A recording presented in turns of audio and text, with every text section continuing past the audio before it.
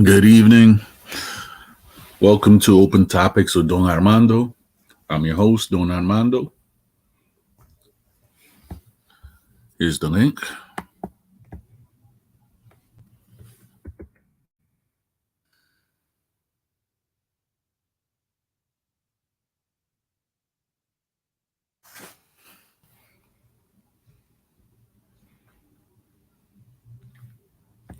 Hey, how you doing? Welcome, Magic Mongata. How you doing?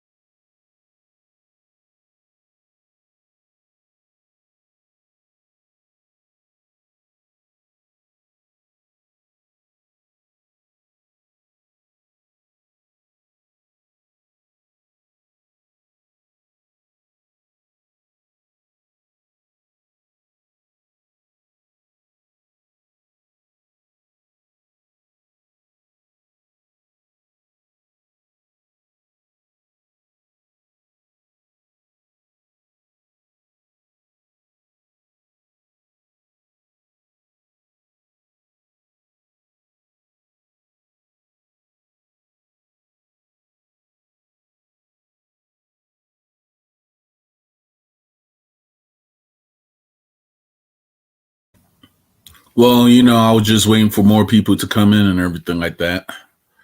Moreno. So, it just, uh, you know, I'm still learning like the tweaks and everything like that of live streaming and everything like that.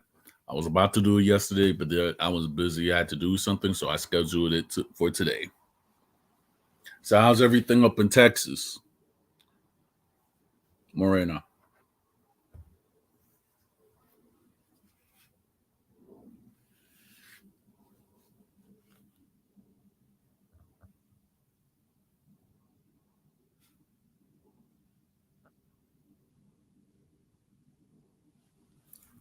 Yeah, I wish I was there. I mean, today out here in Philadelphia is raining and everything like that. So, just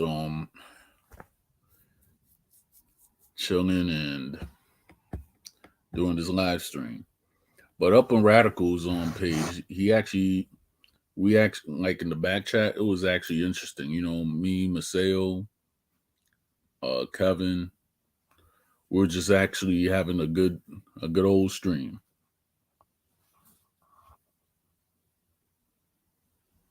I mean, I miss the fall too. Well, I love the fall a little bit, but the back chat was very interesting because we were talking about, I guess they were talking about black colonizers. So it was very interesting points. Denise brought some points. Kevin C had some good points. You had certain people that tried to have a point, but then it wasn't. But then certain people they just um and then Maseo, he actually has the good points, and I was talking about it also because from the black man's perspective, black men are just not taking it anymore, and they like we have to do this and this, and then we're not going to get this. So they were actually breaking down why certain women are not going to be dated because they want to have all these high expectations for a man what to be and everything like that. And then when a man doesn't meet them, they're either getting called weak or effeminate. I'm saying effeminate because I don't want to get banned from YouTube because they'll ban you for anything. They'll ban you if you even have stank breath. So that's what it is.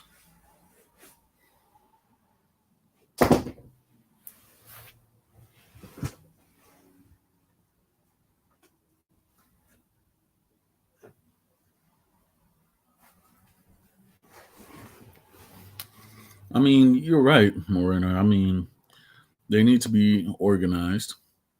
But then if you really look at it, right? But then some women but then some women they actually need to be organized also if they're gonna try to look for a man that treats them nice and everything like that and work hard now and then they don't have preconceived notions in their head of what they want to be. Okay, but if a woman wants more or anything like that, and the man, I'm like, yeah, I guess the man will have to put up on his own too. But when a man and a woman try to come in equal terms and everything, and then if a man or a woman come unequal, I think that's when conflict begins. Yeah, but then some women they don't want that because they're brainwashed and they think they should lead the community when it's actually the man.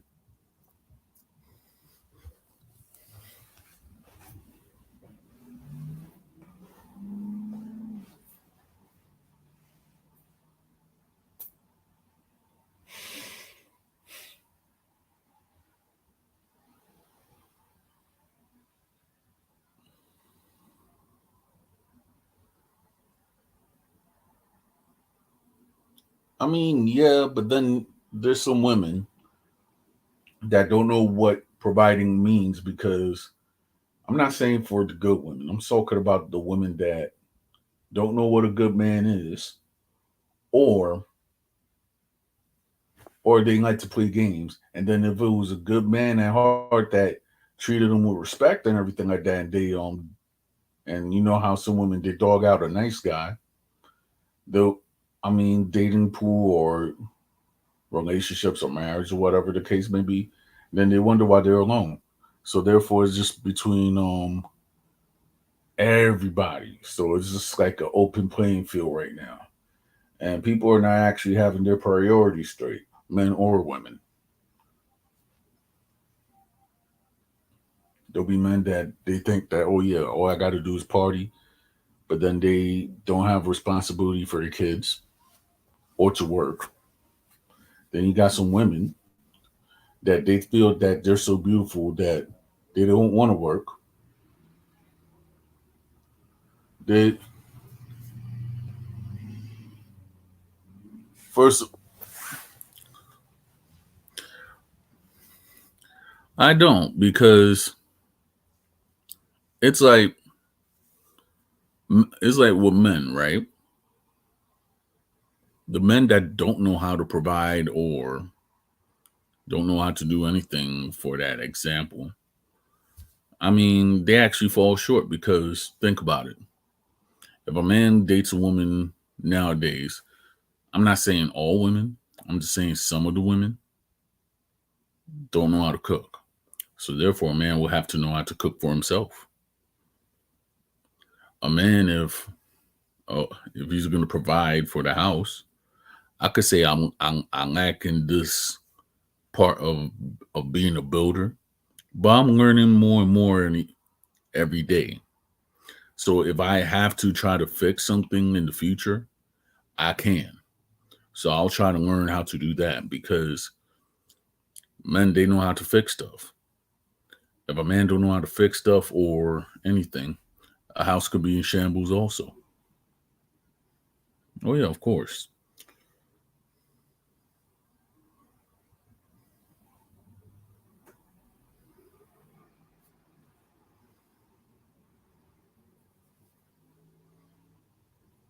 Yeah. I mean, all women know how to cook, but then it depends if you know how to cook good. Because some people don't know how to cook good. Some people don't know how to season chicken. Certain people don't know how to cook the fat. And in some cases, certain people do not know how to even clean the chicken. So, yeah,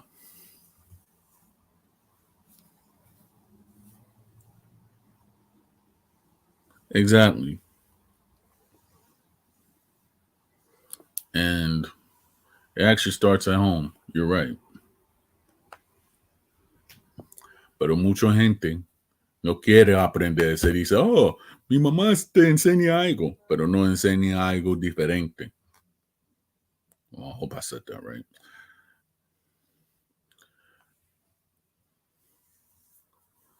So, and to me, the guy that I actually have on my page, well, actually, as my as how should I say as my icon right now was the enemy of Trujillo, which he got actually cut down in I think 1930 or 1931. So during this guy's tyranny, Trujillo, it was illegal to mention this man's name. And this man's name was Desiderio Arias. And he died a very messed up way. They shot him in his heart. He was my stature because I'm 6'4" also. He was a tall man. And then after they shot him in the heart and he was dead, they cut off his head and they hung it like around the town square or so. And it was people that Trujillo sent because this was his political rival. So therefore during Trujillo's tyranny, it was illegal to even mention this man's name. So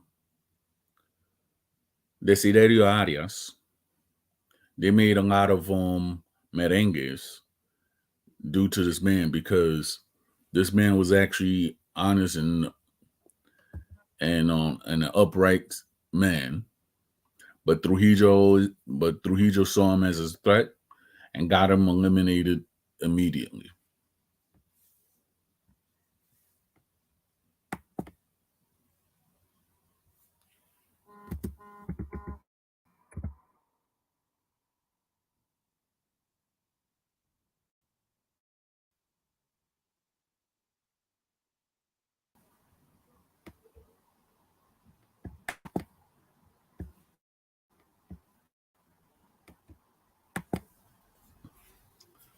Yeah. But then if you actually look at it, history is actually savage. It's just that certain people they try to sugarcoat the savage parts.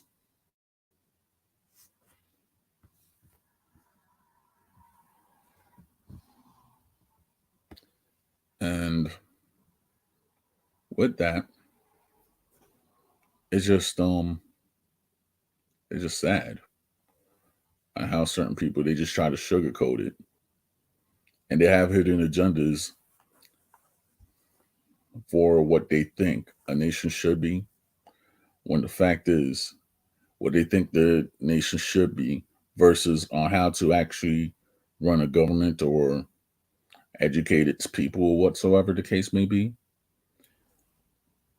The the false Hispanic thinkers that I actually see on TikTok or the YouTube streets for that matter, they have no idea on how to run a government, but yet they want to try to say, "Oh, the far right is right," but yet they don't know what laws need to be in place, what it could benefit the people. You have certain people who just far right just because they do not like a person's skin color or they see that a certain group of people, I'm talking about ethnically, are a threat to them. So if there's so much a threat, why is it that certain people, if you have friends or whatever the case may be of another race or whatever, they'll try to deem that person a traitor or a vende patria. But then when it's like uh, when they want to try to make friends with Caucasian people, they think, oh, you're one of them, or they try to emulate some of the values while losing their self in the process. And I've seen that with a couple of YouTubers, even the ones that I've cursed out. So the other day I was on Fighter's channel, and this guy want to try to tell me that I'm a liar and he doesn't like how I fly the Dominican flag. Well, the fact is that both of my parents are born in the Dominican Republic. So, with all this said, other than my bad Spanish, I don't see anybody who has concrete proof or have brought concrete proof to tell me that I'm not Dominican. When the fact is, I have all the receipts. So, even, and to me, I don't really like to go and show all my receipts because at the end of the day, you can't go and show all your receipts to a bunch of gaslighters that will try to paint the narrative to stupid people to try and discredit you when the fact is everybody knows the truth. So, with that said, I've done my research on certain Dominican tubers, how I like to call them, or Dominican talkers, and I've seen like the same thing or the same narrative what people have been saying, that most of them are stupid and deluded into their truth. So when I try to say anything, you have certain people, or who I call divestors, when I talk about the Dominican culture, oh, you got to mention the European too. Okay, so why should I mention the European only? I mean, it makes no sense because I never been to Europe. I can't go around and talk about the glories of the Spanish crown when that fact or some of that family that was actually in power during the con yeah,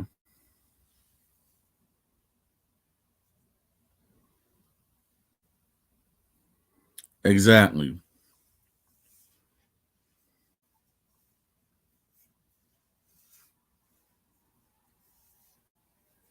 I do. I mean, at the end of the day, I just say that, like, hey, I'm Dominican to piss them off because, hey, I I went up and me personally, I don't really have a YouTube history like that. And then just to say, and I just presented my story, and then just to go and be called a fake and a traitor and everything like that. I mean, at the end of the day, I was like, what? And then I was actually bunched with the YouTuber who I didn't know even existed. I think it's called Creente or whatever the case may be. I couldn't really care less. And I saw one of the cowards that went up and was telling me who I was. In the Dominican parade, the guy didn't the guy, because fighter's my dude. I'm talking about the other coward that I cursed out, which I refuse to name. He looked like he couldn't really it was on 36th Street. That's where, like in the Dominican parade, before everybody goes out. So it was me, Jaxiel, his lady, Chino from Aguacate, the real or the fake Bad Bunny, or whatever the case may be. Um, it was Kiko El Crazy. It was Ivan Manito that he actually makes the skits with Tommy 5K, and there's several bunch of other Dominican personalities in New York or whatsoever the case may be. And then whoop to do, I went up and I saw that idiot. The idiot that wants to say that he says that he's how should I say, a Dominican patriot and all this other nonsense. So I see him right there. You see like a sea of mixed and black Dominicans and everything like that. Only the dude was actually looking lame, not talking to nobody, looked like he was surveilling something. When the fact is, you didn't even want to talk to the people or stuff. You want to act like you're just some background guy. And I find it funny how a person like that could talk all this stuff and disrespect people's wives and stuff over opinion and go on the internet calling people degenerates. When the fact is, he acts more than a degenerate than a crackhead on Kensington. So with that said, I could I could gather certain stuff that I could see about certain people like that. Most of them don't have a personal life, and if a person is attached to them, saying as far as a relationship, I feel sorry for them because it looks like that those people are narcissistic. And also, when you try to put in settings like, oh, you're walking through the Puerto Rican parade or whatever, or you go and you have your platform which is based on lies and which are not accurate. And then not only on YouTube, but on TikTok and Clubhouse, your name is reviled. So therefore, I just mentioned the name of that divester within our community. The guy that want to that has this nonsensical thing of the Dominican card. And my thing is that his reasoning for the Dominican card being revoked, it doesn't make any sense to me. You're gonna go around and tell people you had a dream of Duarte Sanchez Major. Let's put it into context. Why this doesn't really exist. You went up and you tell people that you had a dream of Duarte Sanchez Major. Let's just let's just sit this one and think about it logically. First of all, if you tell anybody who is educated or at least have a degree in psychology or whatever the case may be, everybody will think of you as mentally insane or you have some type of mental problem. So that just shows me that your mental health is not there. And I'm not dissing anybody because everybody have suffered from mental breakdowns or whatever the case may be, whether it will be tragedy or whatever the case may be. But I'm just saying that certain people that will make a statement saying that they had a dream about certain people who've been dead for like hundreds of years, and the only accurate image that we actually have of the three founding fathers of the Dominican Republic are paintings. We don't have actual pictures. We don't have how we might read what they stood for and everything like that.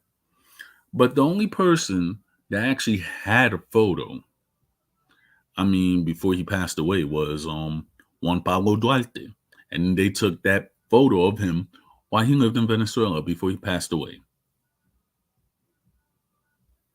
So, with that said, if you told somebody that, we're just gonna laugh at you because it's not actually accurate. Second of all, a person want to go and try to tell that they're gonna revoke your Dominican card just because you don't support conservatism and macho man crap, which they call being an alpha male, or you supposed to be against whatever the case may be. Oh yeah, I'm actually against that because you have certain people within the Hispanic community or the Hispanic forum, if I might add, that think that Latin America is going to be improved by bringing American style racism. So therefore, that's why you see a whole bunch of these YouTubers have nothing to bring on the table except ratchetness and crap. You don't tell people how to start a business. You don't tell people how to better themselves. You want to talk about how you're a fighter of the quote unquote Dominican people when the fact is you have no credentials. You haven't run for office. You don't go and start associations to actually start or help people who are in need. You want to go and say, "Yeah, I'm a Republican," but yet you're not rich. I mean, some people who even try to do a background on anything, their whole setup looks whack. The background's not good. They don't know how. They might even have like $5 speakers or whatever the case may be. I'm gonna be honest. I don't have a background myself, but I'm working on it. But the thing is, though, they want to go and tell people, well, you should not. Well, you know what your family did was wrong, cause you marrying a person who is dark skinned was bad. Okay, so let's put it like this: if it's so bad, right? Why the heck you're here? Because apparently the people who are actually saying this, I could say that nadie es puro. Just because you look white or you have most European features, it does not make you white. It might make you light skin, unless if your family went up and made it with only Spanish people dating back from the 1600s till now. Yeah, you could say you're all white, but if they didn't, and most of us being of mixed ethnicity, even though certain people don't want to admit it, that's on them. But if you're gonna go and try to bring American style racism to Latin America, not only you're gonna try to damage those societies, you're gonna actually damage the next generation and try to say, hey, everything is good. When the fact is, you just want to focus on racism instead of the real problems. So, with that said, and within Dominican street organizations, which which a lot of young people have lost their lives killing each other, and we're trying to actually bring peace within the communities or whatever the case may be. I would say that you have certain people that do not want to talk about the issues, but yet they want to talk about their dreams on how they want a better land.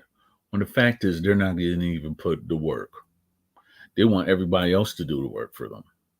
When the fact is that they're just thoughtless thought leaders, and that's where I'm at with it.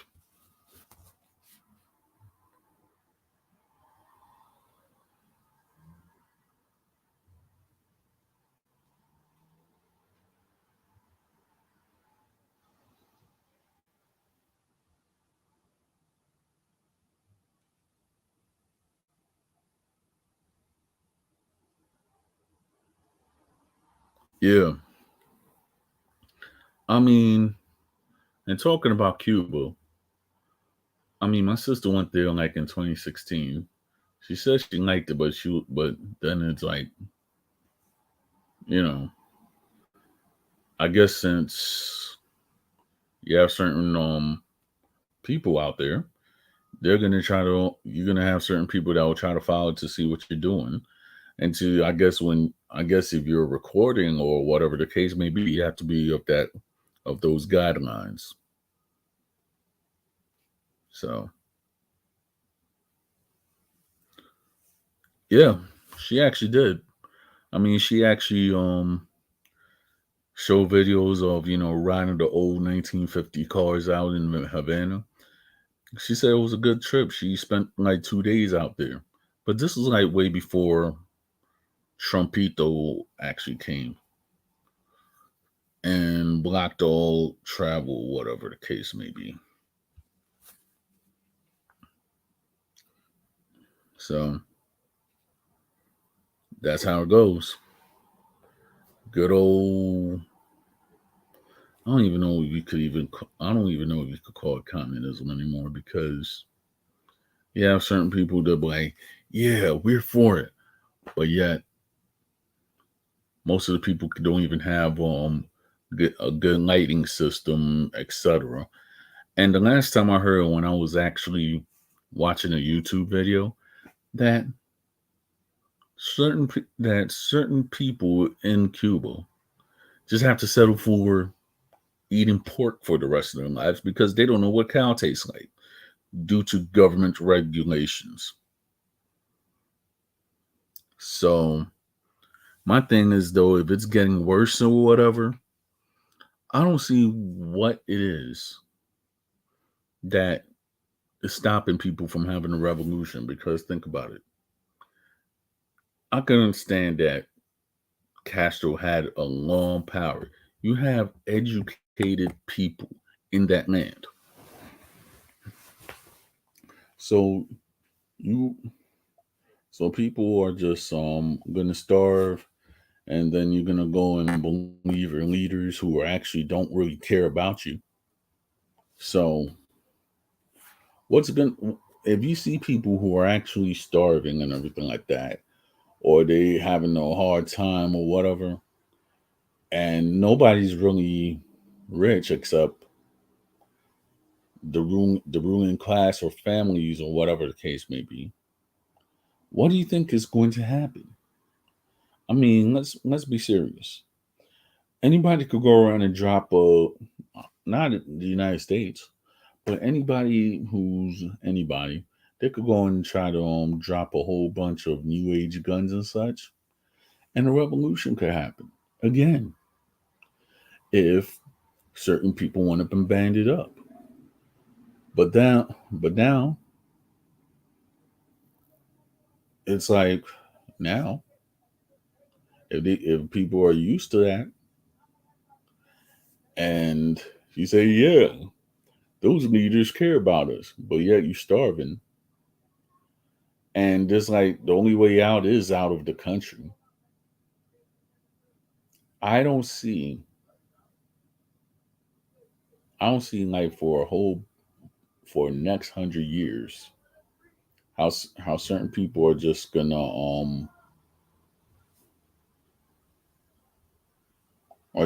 do whatever. And you're right that most of those people are dead. I think I have a neighbor who, well, my former neighbor, this is like around 2016.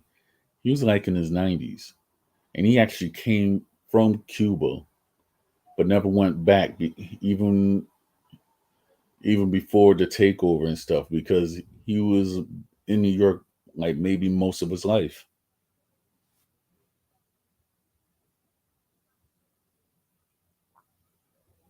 Yeah, you're right. And with Venezuela, I don't know what the heck is going to happen because it's crazy out there.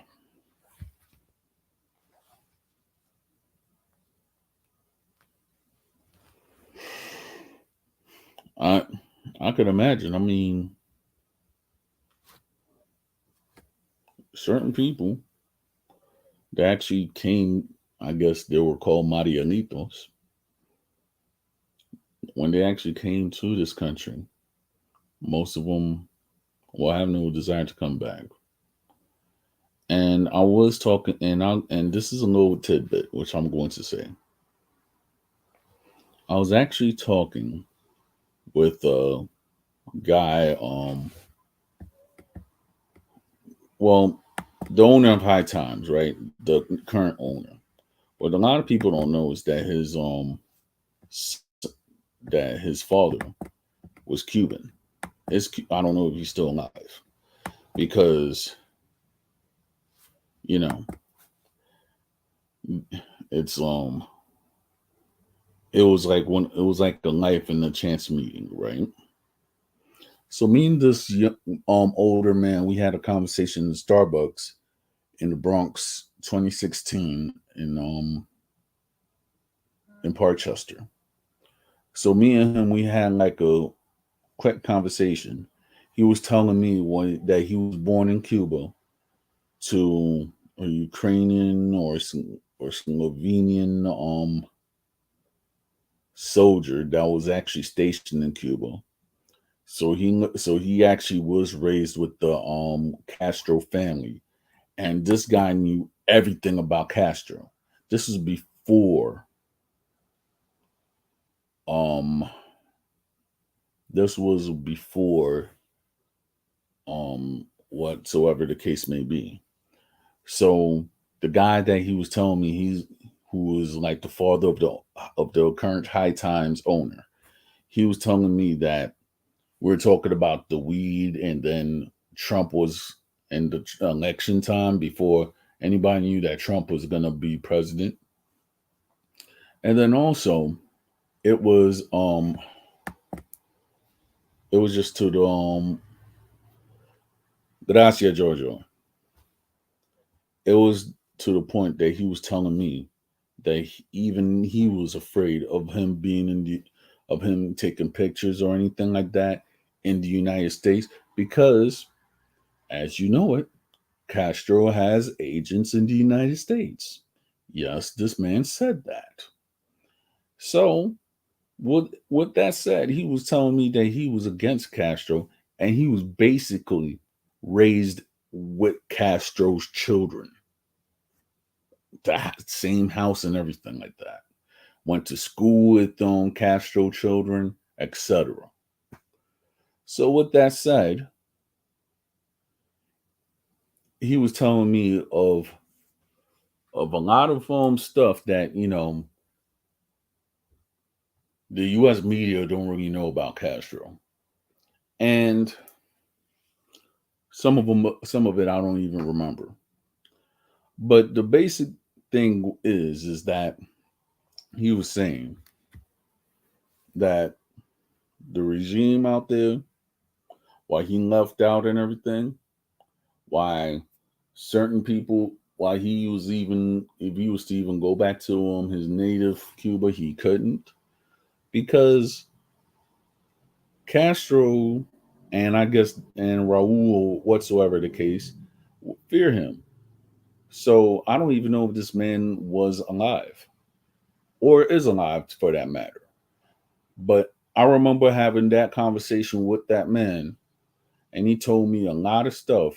And remind you, this was 2016, like like I guess 2 years before Castro passed away. So he was actually telling me to get down about how Castro did his thing and how he actually have how there were certain areas that certain people, yeah, he fought in the mountains and stuff like that. He told me he just paid the villagers and then, he just went up and took over Cuba. I was like, wow. Well, I'm not saying I'm not saying anything bad right here because at the end of the day, it is what it is. The man passed away. I can't really go and say what the old man's name was. So I just know that he said that he was the father of the current owner of High Times. I did my research, and it is true. But certain stuff is that we're we're in a free society, and if anybody's gonna say, "Oh, you're right, we're gonna get you," but there's a whole bunch of Americans who actually are anti-communist, so they can't go around and target anybody because really these so quote unquote agents are just actually targeting their own.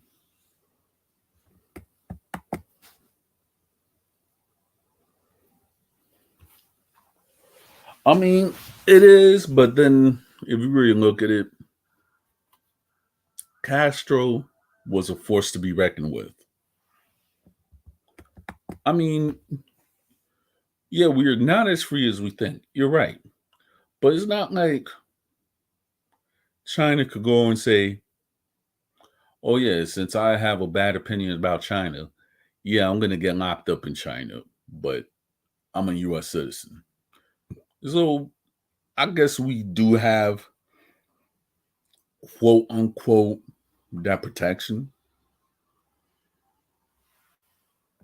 So,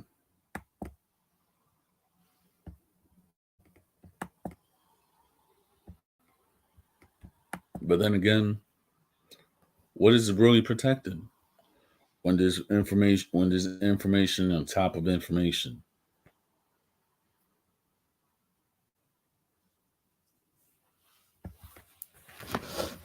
So,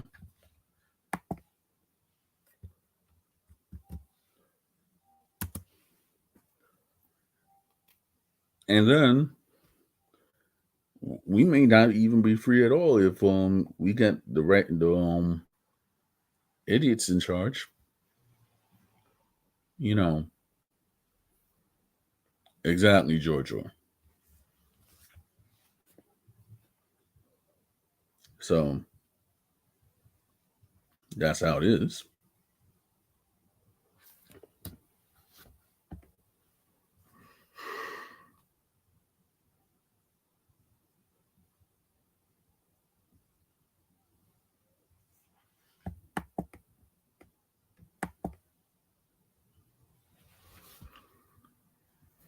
And with that said, I mean, think about it. And up on Radical's channel, there was actually some good points right there. I mean, well, the back channel that was talking. Because in certain countries, they do not like people of dark skin or what whatever classification it is. They may not understand it at all. Because I was actually looking on YouTube, and before anything, America had like six racial classifications. I mean, like in the 1800s, they called um they called Abraham Lincoln a descendant of the Melanesian people, or whatever, which they said was actually part mixed with well, black, and I guess whatever the case may be. So with certain people that have it in their minds that more racism is gonna make will make a economy thrive in a certain area. It might work in America, but it may not work in another country because other countries are not going to sit down and be with it anymore. There's too much information out right now.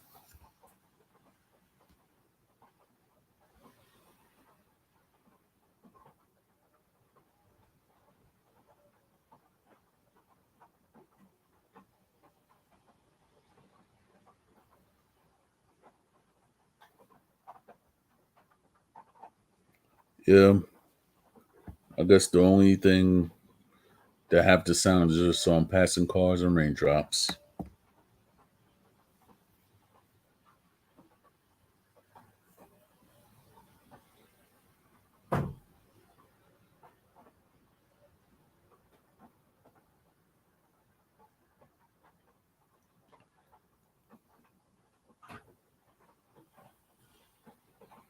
Exactly.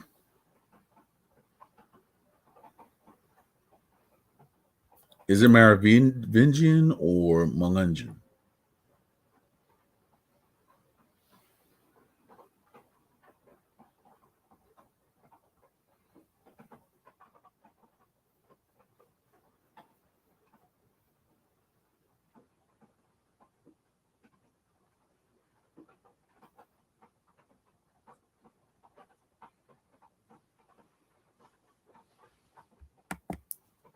Yeah, it makes you think.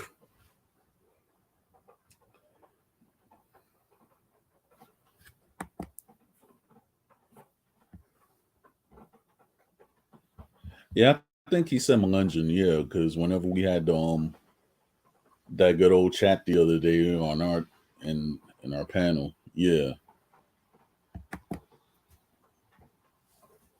that's right.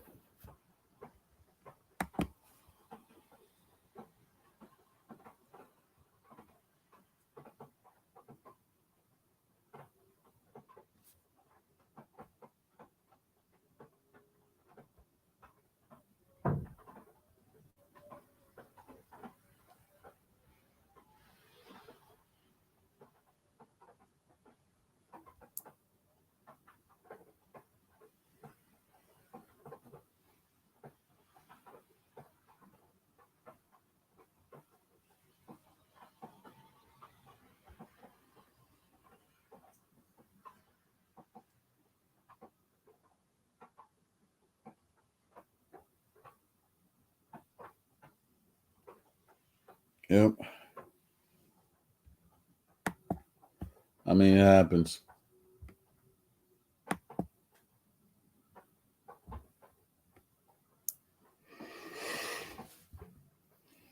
But then you have certain people that spell everything wrong too.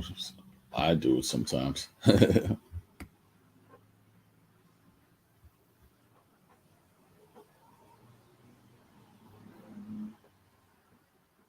Yep.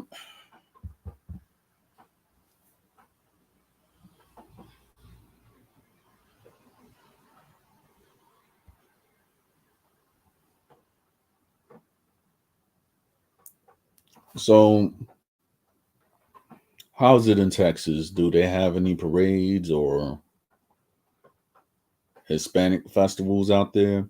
I mean, I know that, for its fact that Texas has like a high Mexican population out there. I know other Hispanic immigrants or peoples live out there too. So, and my cousin-in-law, she always showing me houses in Texas and how beautiful it is. I might go there one day. I mean, the last time I was there was 29 years ago. It was Brownsville, across the border. I could say the tacos were way better than Taco Bell, and that's the only thing I remember at the age of 10 years old. So I think I'm due for another trip to Texas in my lifetime, or wherever part I spend it at.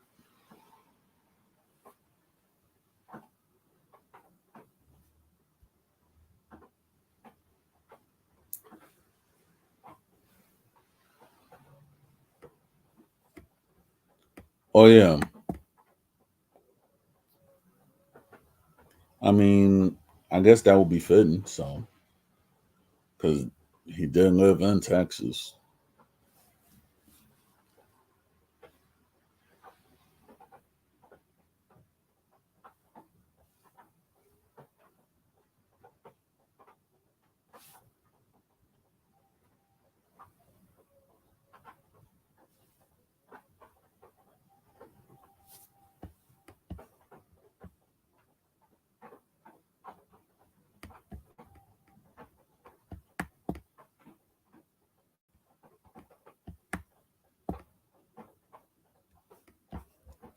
Yep.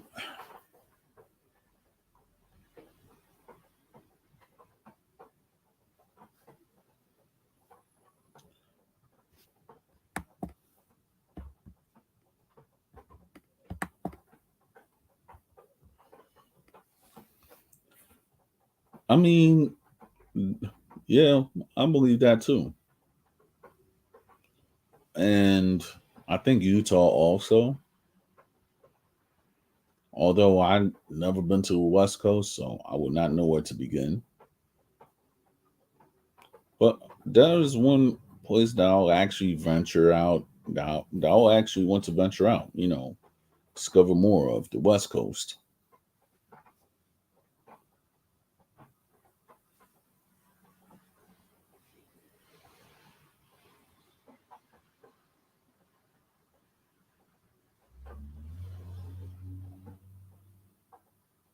I like seeing different aspects of how people live too. Yeah, I mean, I like to I like to meet with other Native Americans too. I mean, I knew one well, actually several people that I've talked to on the internet I know personally, or actually are Native American. So with respect to them, I don't even say, "Hey, Happy Columbus Day." Now that's an insult. I just say Happy Indigenous Day.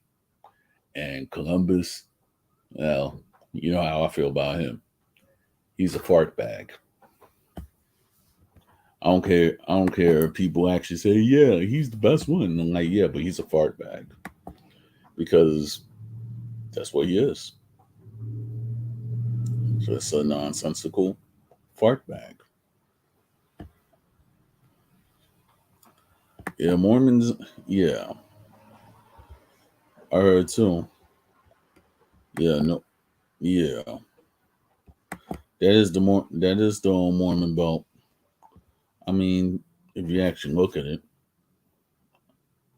I was talking about the Mormon belt. Is it actually legal to marry two or three wives out there? Like, hey, that's them. I don't need a headache. I'm cool. I'm cool with one wife. That's it. I don't see why you have certain people to buy. Well, if certain people know how to will get married, I want to go and have me four wives. I was like, okay, can you handle four women, or or could you handle their needs?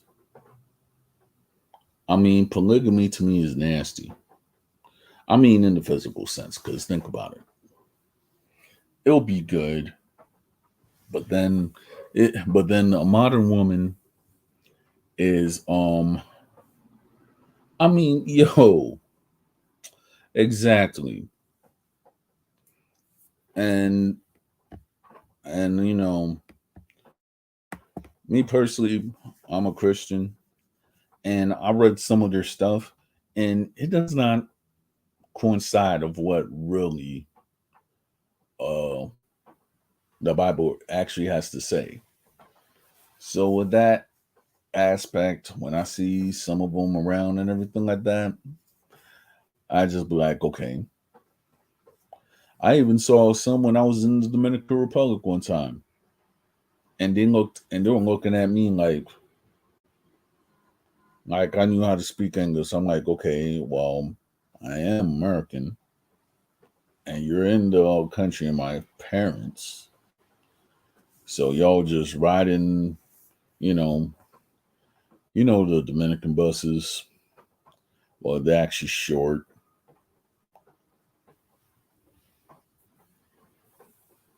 hmm I feel you with that. I mean, the way that they set it up is that they have appointments, which to me is actually, you know what? I don't even get polygamy. Everybody wants to talk that they're that now. I'm like, this is one thing I gotta say. If you're a polygamous person and you believe in that, move to Utah. They don't even care if you're non-Mormon. They'll marry you in Utah.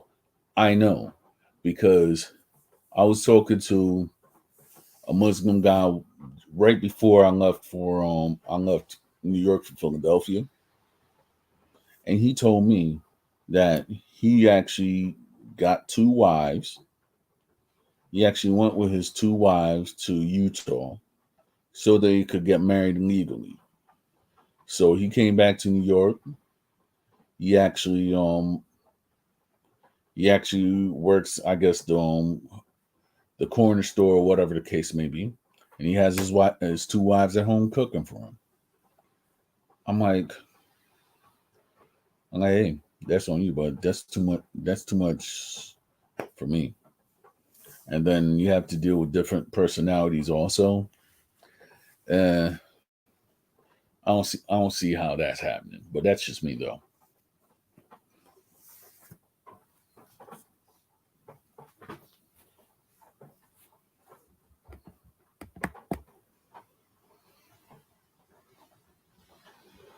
I mean, exactly.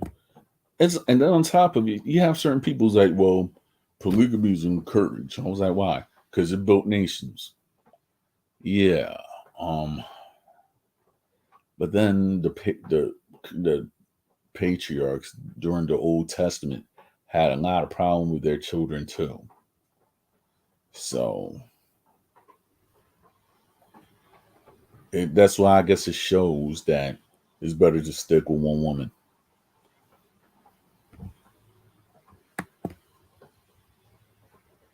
Exactly. They want to be polygamous without providing for their households. Yeah, that's why it won't work.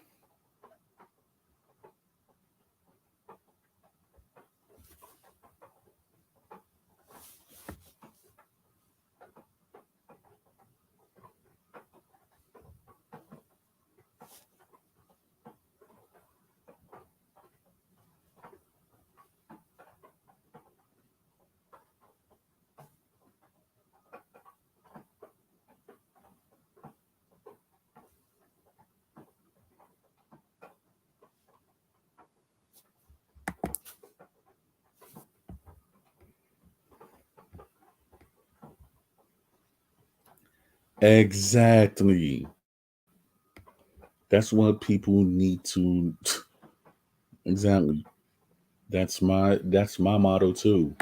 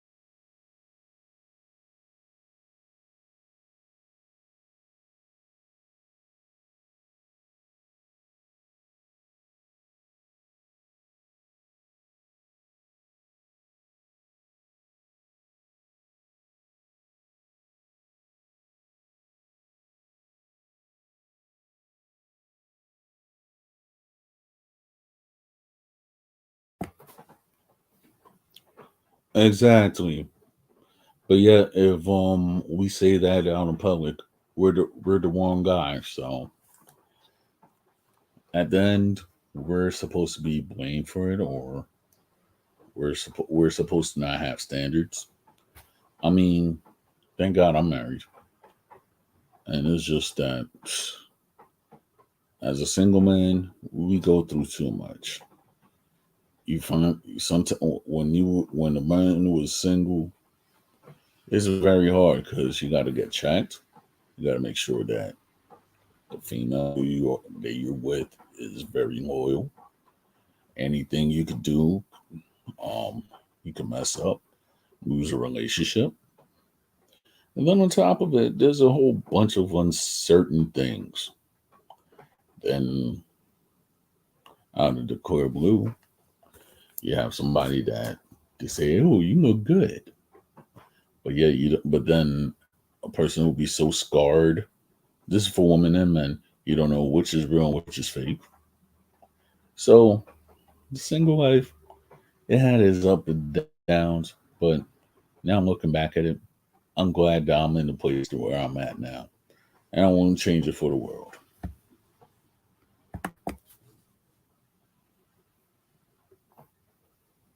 Right.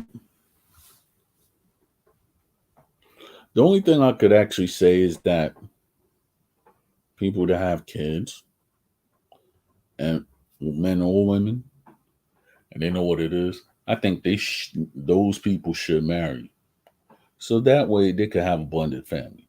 I'm in support for that, but don't go and try to put a single woman or a single man that has no kids, and you expect them to go and take care of your kids. I mean, that's just me, but you got certain people that some of those relationships turn out good. Some of those relationships turns out bad, but it depends on what that person's looking for.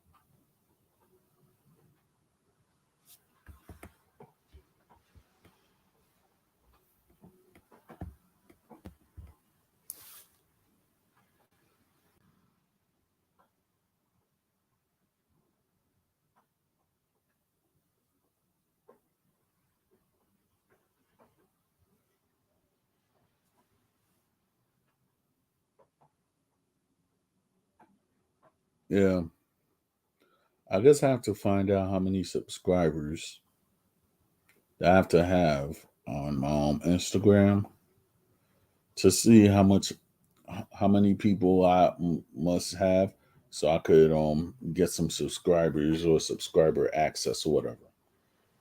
Uh,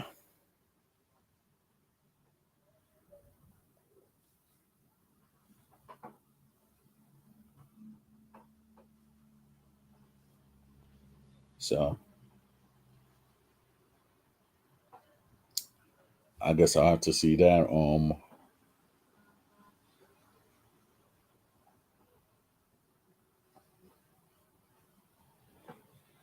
I guess I'll have to see that or something.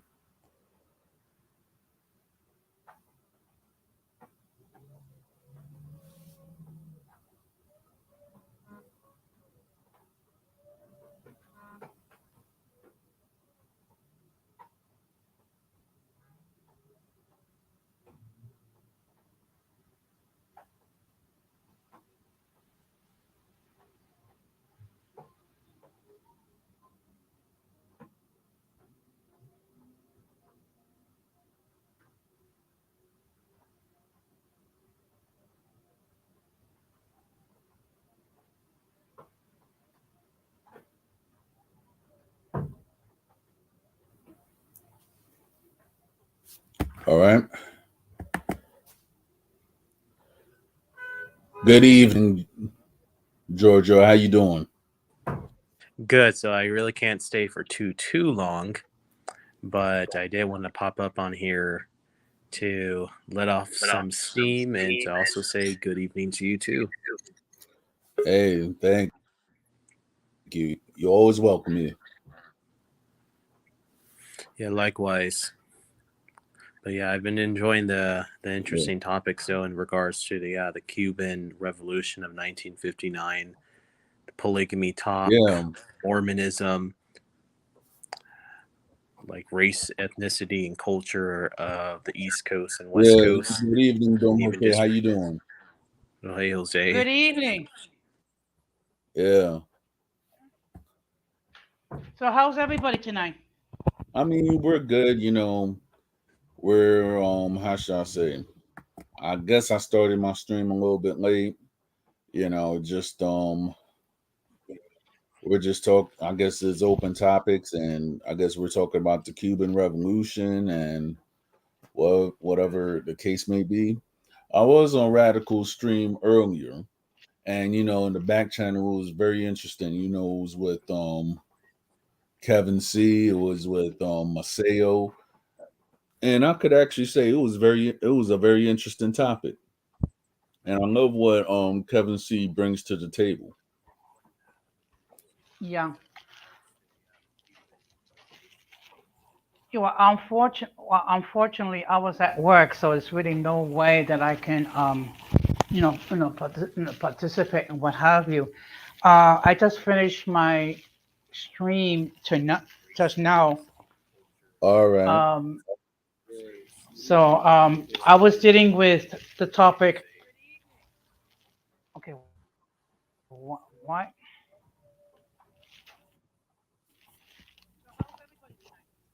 I mean, we're good. We're how should I say? I guess I started my. Okay. All right. Can anyone hear me? Yeah, I hear you. I can hear you just fine, Jose. You're good. Yeah. Okay. So basically, So what are some of the takes? Is number one, try not to take it personally. Try to remain calm and try to diffuse the situation. And Right. sometimes what you may have to do is like give the person space and allow the person to calm down. Exactly. I mean, that's what I do too. So Oh yeah. I got a question. I got a question for you men, right? Even yes. though it sounds, even though it sounds immature and stuff, but this is a thing that I never really, which I never really did, and I'm glad that I didn't. Hmm. Um, what is the point as a teenager to a man, right? What is the point of even having a diary? You know what I'm trying to say? Like in terms of like what Anything. he's eating at like 15 years old. Not 15 years old, but I'm just saying in general. Because think about it. like say if a person is private, right? And let's say you Mhm. write in your diary or whatever the case may be, and then you have your Mhm. parents, right? Your parents go and read what you say in your diary, and then they get offended. So my thing is that what's the point of having a diary and writing and everything like that when the whole purpose of having a diary is to be found? Oh, I'm sorry. Sorry, I just misheard you there, though. I thought you were saying like a diet or something, Or but a not? diary. Oh, yeah, I saw that also on your Facebook post too. Eventually, it is going to get Yeah. discovered, especially nowadays when kids these days have the biggest mouth. Thank you. It's not even so much the biggest mouth. I'm just saying in general. It's like a setup for failure. I mean, like for example, I was with my ex for I was with my ex and she was telling me how she went up and had that she went up and looked at her sister's diary or whatever the case may be. Mhm. And the thing was, it's like, what's the point of even having a diary when somebody's gonna get read, their feelings are gonna get hurt, etc. You get what I'm trying to say? So my thing is, what is the point of even having a diary when the fact is you're gonna be ostracized for your own thoughts or And what then, you let read alone or is whatever that the case kids may that be. age are not really to be trusted with in terms of keeping secrets. They will leak it out in a hot minute because they are just impulsive like that, and therefore it almost becomes pointless to have any kind of diary with all your sensitive information. Exactly. That's what I'm saying. I mean, you have certain people, like for example, kids, adults, and everything like that. I think like the diary is a setup for failure. That's my view on it. Yeah, and then also like I know that so like Don, like you're an elder millennial born in the early 80s. So I mean, Yeah, I'm a younger millennial born in 92.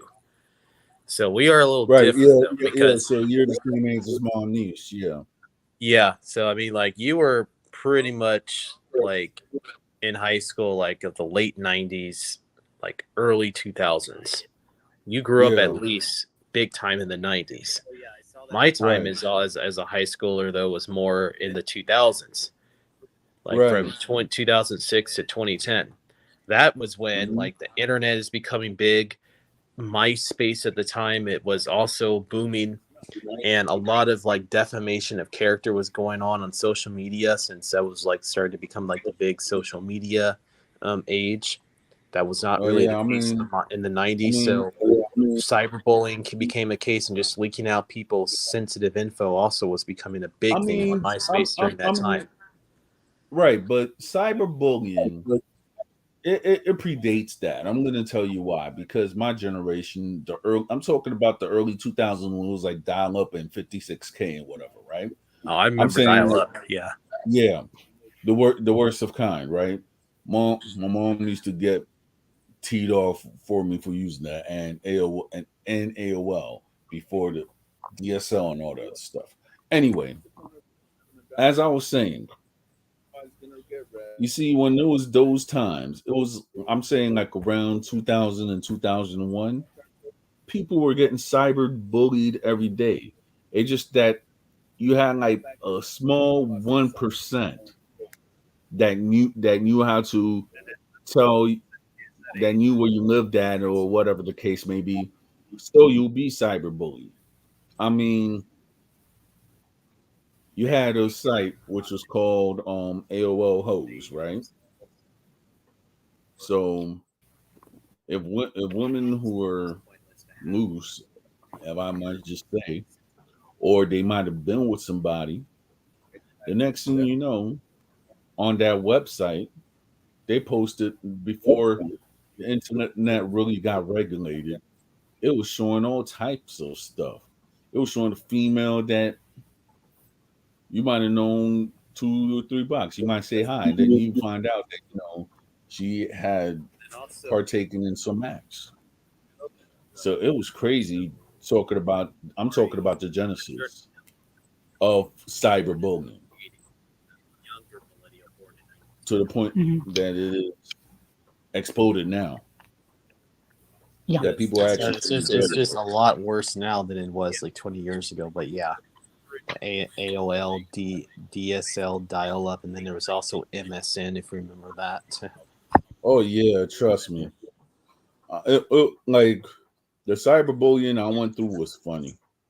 I could say it was funny because it was just nothing but a bunch of dudes who want to go around and try to diss people, etc.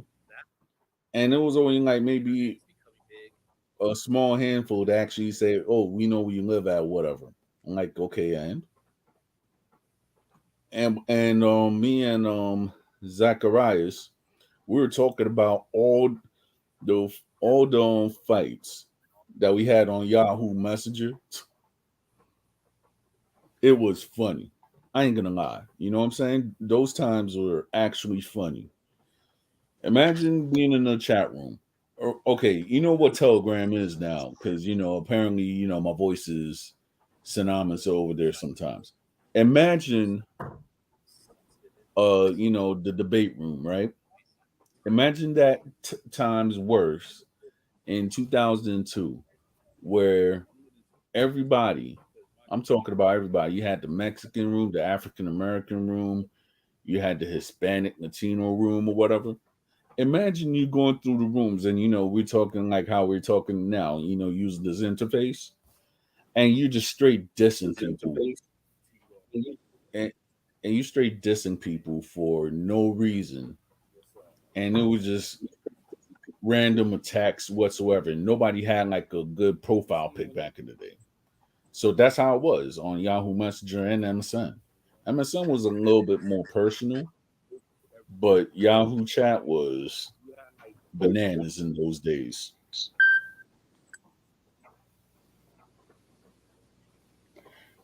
Yeah, with a Yeah. lot of the If chat I could rooms just comment were regarding, crazy. Go on. Sorry, go on, Jose. All right. but sometimes teenagers, particularly teenage girls, they'll have diaries to write down their private thoughts. Um, I mean, the one thing that's closest to it will be like what's called a prayer journal, when you jot down your private thoughts whenever you are in your prayer time with God, and you jot down what you were thinking about. So sometimes, teenagers will have a diary to write down their private thoughts. But I don't understand what's the purpose, because basically what happens is it becomes known. So it's like they're writing down private thoughts only to be discovered later on. Yeah. It's like a good old social construct. How should I say? It's settled for failure. So Yeah, yeah. yeah, yeah, I agree. I agree. I don't know if teenagers still write down diaries, because basically everybody is using an app. So Yep. basically, all they gotta do, I mean, they can go into WhatsApp and just jot down whatever they want. Now, I just started using the discourse, um, and I'm still learning how to do all of that. But apparently, there have been people that can do um, streams from the discourse. Oh yeah.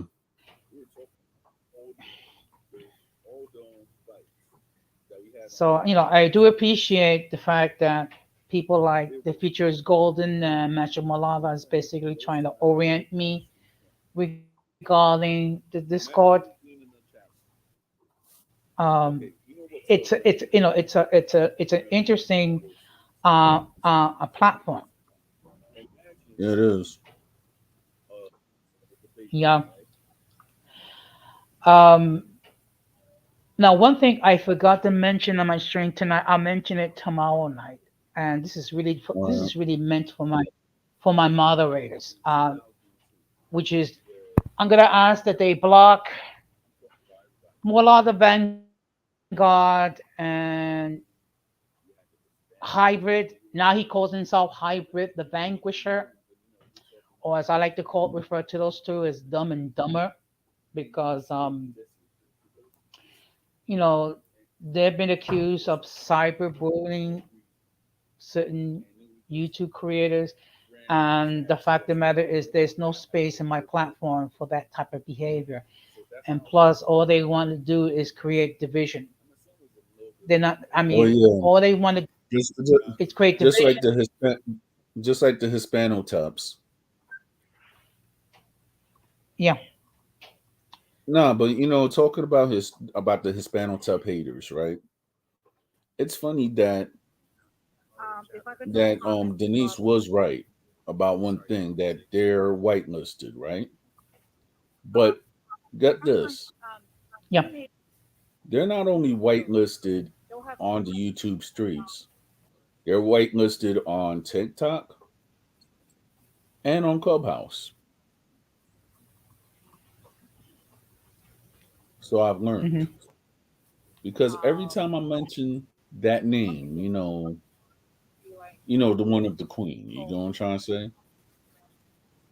Yeah. Um, everybody, this is what I've had, like or that guy is very stupid, or and all this other stuff. So my thing is that a person that goes to random platforms and people are actually disgusted by your views and everything like that, it's not. It's actually crazy at the end of the day. Yeah. Yeah.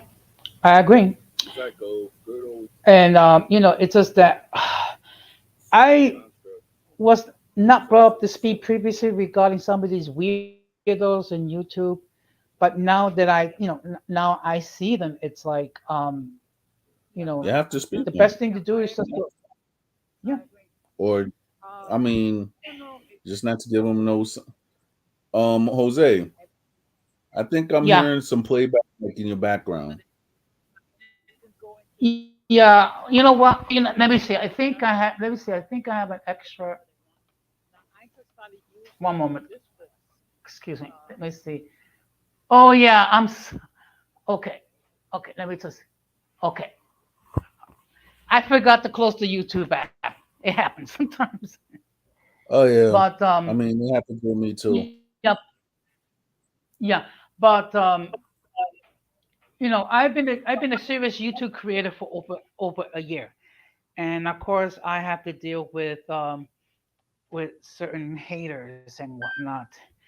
And to my disappointment, um, you know, I've gotten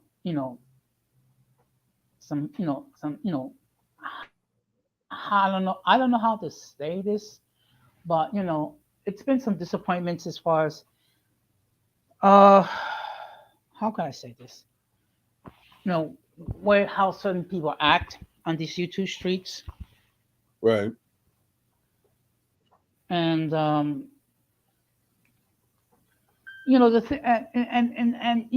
and particularly when it gets to the point, when it gets to the point when you can't have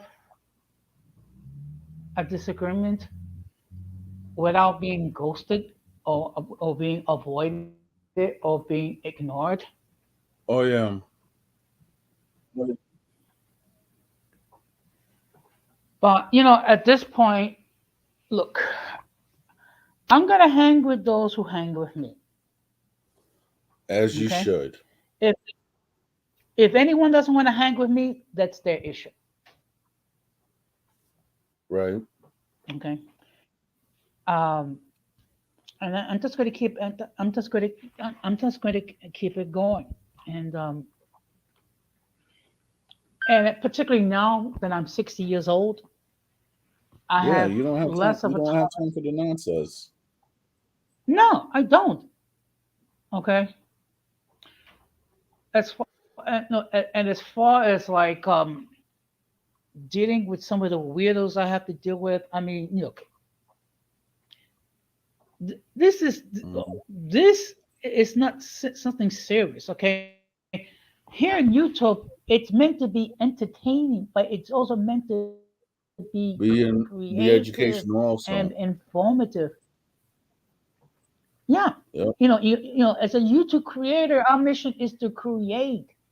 I mean, it's very easy for people to spend their time to do nothing but reaction videos and what have you, and calling people ladies who you disagree with feminists or lesbians and whatnot, and you know, running their platforms like it was an echo chamber and letting only certain people because they agree with what you're saying all the time.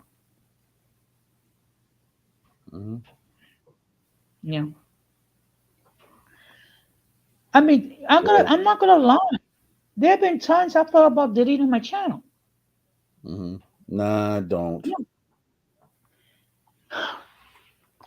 I know, you know what, but you know what it is like when it comes to like platforms, when it's open discussion, maturity conversation. I mean, people seem to gravitate more to the, um, Negativity. yeah, yeah. Hmm. Oh boy, I see we got okay. What an idiot. Yeah, and you know what? It's like I find that so I find that so bizarre that we're talking about people Hmm. who enter stupidity and then realizing that they can be blocked. So it's like, why do you block? I mean, why the heck? You have to laugh when you have to laugh at times at some of these individuals. I know, right? Do you know one time Zacharias got upset with Gigi because he wasn't made a moderator and I was? That happens. And my thing is this: instead of taking your issue with me, take your issue with the creator. Okay. Now the last time I checked, Gigi is able to do whatever the heck she wants with her platform. Right. Well, of course, everyone likes to comment, but they don't. Okay, Hmm. you know what? Okay. Okay, well, you know what, my friend? I would suggest that you get therapy and deal with whatever the heck. Yeah, I guess so. I guess I have my first troll. Who knows? Well, you finally arrived. But you know something? That's why I use the subscriber mode on my platform. Mm, all Because right. look, if you because basically if you want to comment, you have to subscribe to the channel. Right. So yeah, of course, trolls are gonna subscribe and do their stupidity, but at least I'll get another subscriber. Right. Okay. But one thing I noticed that Morena has not done any content in a while. I hope that she's doing well. Yeah, I hope she's doing well also. Yeah, but I'll try to see if I can watch some of Radical streams on the playback. It's just that when he does it like at 3:30 in the afternoon or 4:30 in the afternoon or what have you, I mean I'm at work. I mean I guess technically I can watch it, but then again it's like it's like watching it and then not really watching it.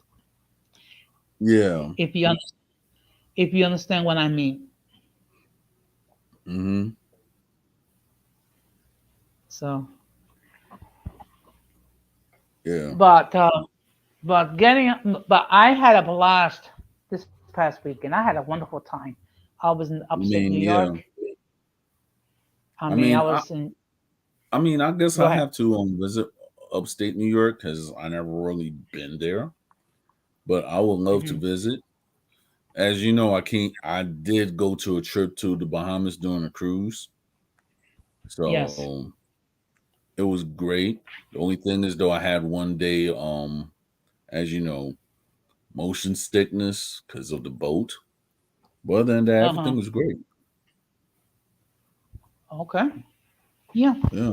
What One of happened? these days. What I mean, if you want to go to a cruise, go to Royal Caribbean. Okay. Okay. Over there, they treat it What up? like a king. Okay. But I mean, did they have any COVID-19 protocols in place, or basically you were? Um, well, at first, I guess they did, but then after a while, they really didn't because I guess you just had to have your COVID card just with you. But other than that, they didn't really have any protocols. Okay. Well, I mean, to be perfectly honest, they didn't have that many protocols. I state as well. I mean, of course, all of us have to be vaccinated. So, Yeah, but but the fact to have over 200 people expressing birthday wishes to me, I mean, that was a real blast. Um, and yeah,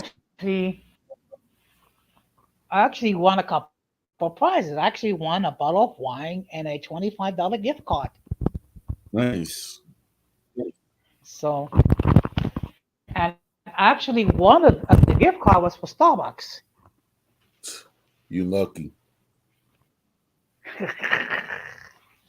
Yeah. Well, I know Denise loves Starbucks and going visiting old Starbucks and what have you. So, oh well. I mean, But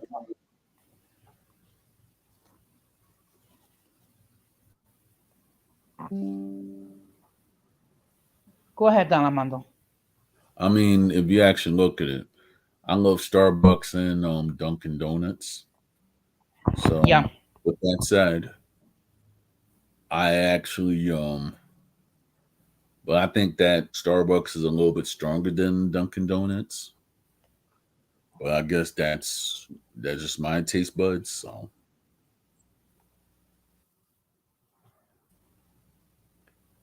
Yeah, I think so. yeah, I think so. Um, I'm still got a lot to learn when it comes to the Discord. One of yeah, them me, is how to do a live stream.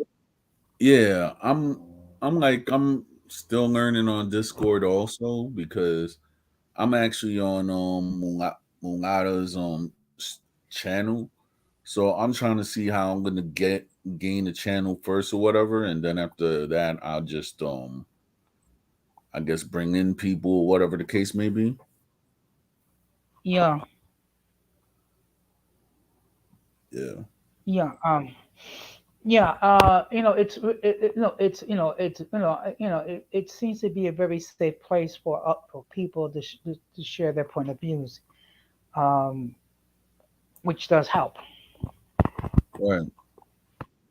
Yeah. So, do you have any idea when you're planning to return to visit New York? Um, I don't know because I would like to go maybe this month or you know, or maybe in November if the Okay. opportunity seems fit. But I haven't really say like, okay, I have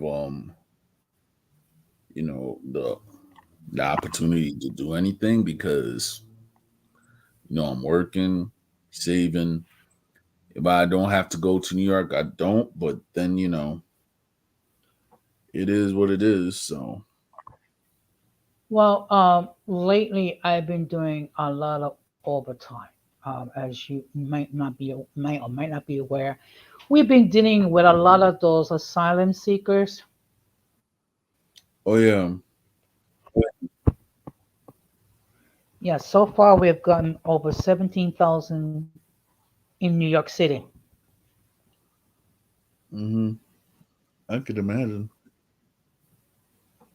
I mean, just think about it. I mean, for whatever circumstances you leave, you are forced to leave your country, and then hmm you end up in Texas, and the next thing you know, you get shipped by bus to New York, and you have to um, go to the what's called central intake for homeless families, and then you get placed in a hotel that's being used as an emergency shelter, and you're not used to what's going on in New York. You're not used to, you're in a foreign city, you're in a foreign country, you don't speak the Yeah, language that most people speak, and then, you know, a lot of the times they don't have proper clothing because, as you know, um, we're in autumn and then soon winter comes. So, and sometimes they arrive with just the clothes on their back.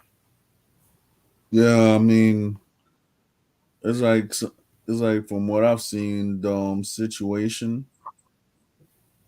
that a whole bunch of people just are getting out. I mean, certain people are not actually affluent, and whatever the case may be, and they don't really have no hope at all. At least trying to go to the United States or Canada for that matter. Yeah, yeah, I understand. I mean, actually, one person that I spoke to was a lawyer in this country. So you can just imagine, Well, you know, the fact that person had to leave their country and was a professional and whatnot. yeah. So I mean,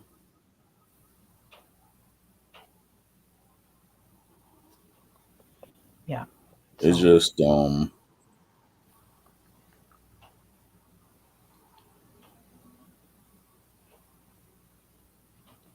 mhm. it is what it is because Yeah, at the it end, is. the song is a good thing. I guess they're in a sanctuary safe city. So Yeah. yep. Well, you know okay, what's troubling is that there are other cities in New York State that can take these refugee asylum seekers. I mean, cities like Yonkers, Mount Vernon, Scarsdale, um, town cities in Nassau County and Suffolk County, but yet everyone is coming to our city. And now, don't get me wrong. I think we need to be compassionate with those who are in need. But there's only so much we can do, and plus we have our own homeless to do with. I mean, Yeah. mhm.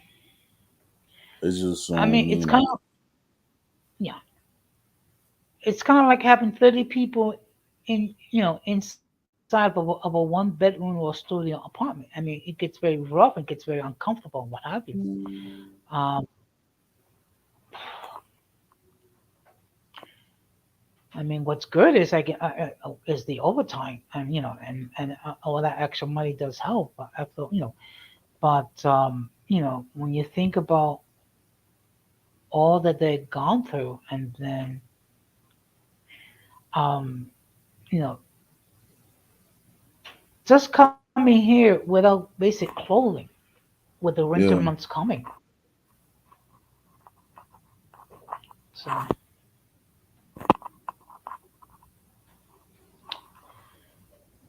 I So, mean, yeah, I'm sorry. Go ahead. yeah, because the way that a lot of stuff is now, because of whatsoever, it's actually crazy. Yeah, So, and then certain people, they don't, I guess they don't want to be burdened with that or whatever, whatsoever the case may be, and they just do what they do. yeah. It's sad, but it's true. One thing I noticed that some of these so-called losers or what have you, I have not seen in YouTube that frequently people. Okay, like for example, now, um, OG, you see it once in a blue moon with a short video or a short comment in his community tab. You don't see much of Dominican Renaissance. You don't see much of King Macho. Well, first of all, I have to correct you, Don Jose. That dude's not a king at all. He's a queen. Okay, I'm sorry, I have to okay, say but that. okay. Well, I'm trying to be politically correct. I mean, you can't be politically correct with people who actually uh see the dividing, or they're trying to do that divide and conquer and failing so miserably at it. Yeah, and particularly him with his Dominican card. Man, man, I was just talking to I was just saying like on how that's just you know, it just make no sense.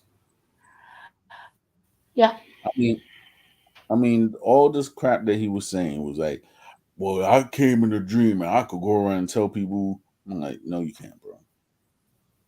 Like, no, you can't, bro. I'm sorry. You just can't. mhm. You get what I'm trying to say? And then he tried to revoke some people's Dominican cards. Oh I yeah, he mean, said that he revoked mines, and then I cursed him out. So I haven't talked to him, and I did see him in the Dominican parade, but he looked like the type that he can't even revoke anybody's account if he even wanted to. So yeah, I think he had said he revoked Christina's Dominican card. I mean, like, yeah, yeah, he wasn't said she? he did exactly, and that's why I'm saying like he's an idiot. Like for example, like well, for example, for anybody that could try to say that they're gonna kick me out of my own culture or anything like that, technically the people that were supposed to do it, God rest their souls, they passed away.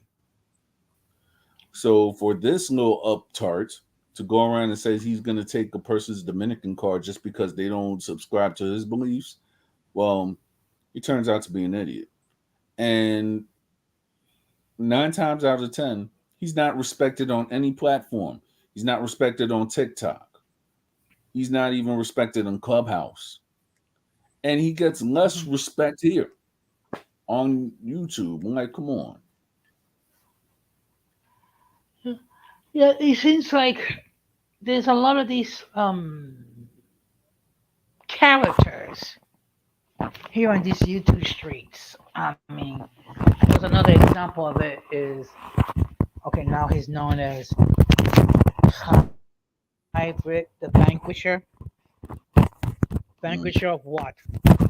I mean, the only thing he managed to do is get his channel deleted for violating the community guidelines. Okay. Um, right. and let me tell you something. At the When his channel was deleted, Mm, I actually had more subs than he did. I know, right? Okay. I think he had what 145 or something like that. And his channel was channel was deleted. Okay, and then he wants to talk about how my platform is insignificant. The last time I checked, I have 162 subs. Okay, I Right. have to be reasonably respected, not just in the Latino community, but also in the Golden Sphere and the biracial and the multiracial communities as well. Right. Okay, so I am to talk about my so-called insignificant channel.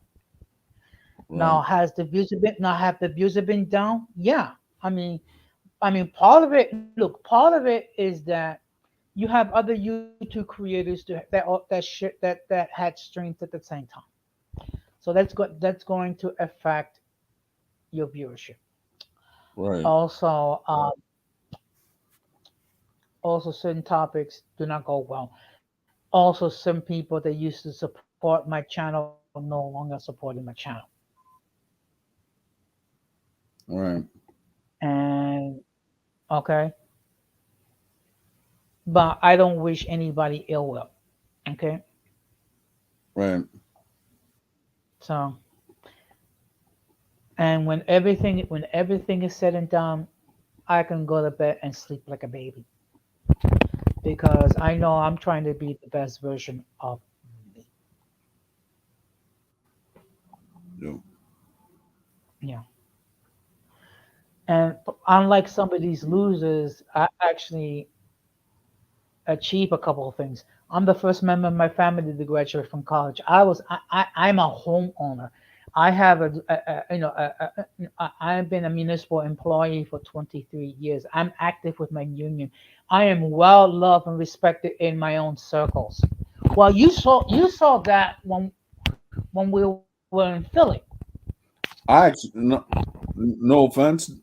I actually thought you was a celebrity. I was like, okay, I'm with somebody who's reputable. I actually felt like you know I was with the celebrity the way that these people actually came up and talked to you. So I was like, okay, you got that, Don Jose. Okay, so really, am I gonna be upset at some insignificant YouTube? If you want to use the word insignificant, that basically their content is nothing more than reaction videos and is despised by multiple platforms. Damn, despise Okay, me. no, I mean Yeah. seriously. I mean, look, this person hybrid the vanquisher or hybrid the All or right. as I like to call We got or as I in the like building the introvert Boricua. Hey, what's going on, guys? What's up, Armando, Don Jose? Well, hey, good evening. hey, Hey, good evening, good evening. So, what's going on? What's happening? Just wanted to be nosy a little bit. Hmm. I'm Okay, like, hey, well, we're just having some, some random topics. Would you Uh, believe some idiot referred to my channel as an insignificant channel? well, I mean, based on what? What made them say that it was an insignificant channel? Because you were having on your last one of your last live stream, you were having viewers from Europe. I mean, I wish I had viewers in Europe. So it couldn't have been that insignificant. So no, let them. Those the person that said that have their own channel. Do they do their own content? If not, they need to shut up. Okay, yeah, well, first of all, we're talking about an individual who had his own channel deleted by YouTube for violating the community guidelines. I'm sorry, I have to Okay. laugh. Yeah, yeah, yeah. It's always the one that can say the least, the one that talks the most. Yeah. I mean, it's always the one that really should keep their mouth shut the most, the ones that have the most to say. So yeah, yeah, that is your answer to that. You just let them be. That is significant. They're projecting. I mean, when they called your channel is significant, they were projecting. So you don't pay Okay. any attention to them. You don't mention their names because that only helps them. Mentioning their name, Okay. slam them all you Well, want. Don't mention their name. well, one thing, when I was in Philadelphia, in July, I actually ran into Don Armando and we broke bread. And he was, I guess he was a little surprised by the fact that so many people knew me. Mm-hmm. Mm-hmm. Yeah. Yeah. And look, the fact of the matter is, I'm respected within the Latino community. I'm respected among the Golden Sphere. I'm respected by the biracial, multiracial. So basically, I'm respected in multiple communities. Yeah, that's good. That's good. That is kind of like a thumping sound. I don't know if it's coming from you or what, but I keep hearing this thumping I don't sound. know. Okay. Uh, Well, you still hear it or? maybe it's my background because it's raining or whatever. Uh, Yeah. okay. Well. Yeah. Well, it's raining in New York, so maybe that's what's going on. Oh, I see. I see. I see. Well. Over here is still nice and warm, but I'm not gonna get into that weather talk. I'm not gonna get into that because I don't want to get you going, Jose. I know how you get. Mhm. Yeah. Okay, come on now. I mean, come on now. You're making it sound like I'm being obsessive. Yes, that's exactly what I'm saying. You got a Well, little bit upset with that. Yeah. it's funny because I was in upstate New York this past weekend with delegate training, and the fact that when you have over 200 people expressing birthday wishes to you, that was really cool. And speaking about cool, and then with the temperature up there in the mountains was in the low 30s, so I was in heaven. All right. All right. That's good. That's good. I mean, good But for you. I mean, not for me. I don't want to be near that. I mean, leave me down here with my 97 degrees. Yeah. I'm chilling. mm, Yeah. well, right now it's 65 degrees in New York, so it's summertime. Well, I mean, it might be about 75 here right now, but I'm indoors, which is still nice and warm from the afternoon. So I'm not feeling any chilliness, if that's a word. No, Yeah. nothing cold for me. No cold for me. It's good. That's how I like it. Yep. Well, okay. Well, you can't please everybody. Yeah. I mean, I, Uh, I you, remember. I remember earlier today on Radical Stream. That was pretty good. They were kind of challenging the narrative there. I wish that would have gone on a little longer, but yeah. Now I went a little bit longer in the back chat though. I ain't gonna front. We went you were until like there. You were there, right? yeah. Okay. Okay. Yeah. Well, I wish I could hear more about what happened in the back chat because I'm sure that I conversation mean, went the back chat was very interesting because we were basically talking about men and female relationship within the Hispanic and Black community, on.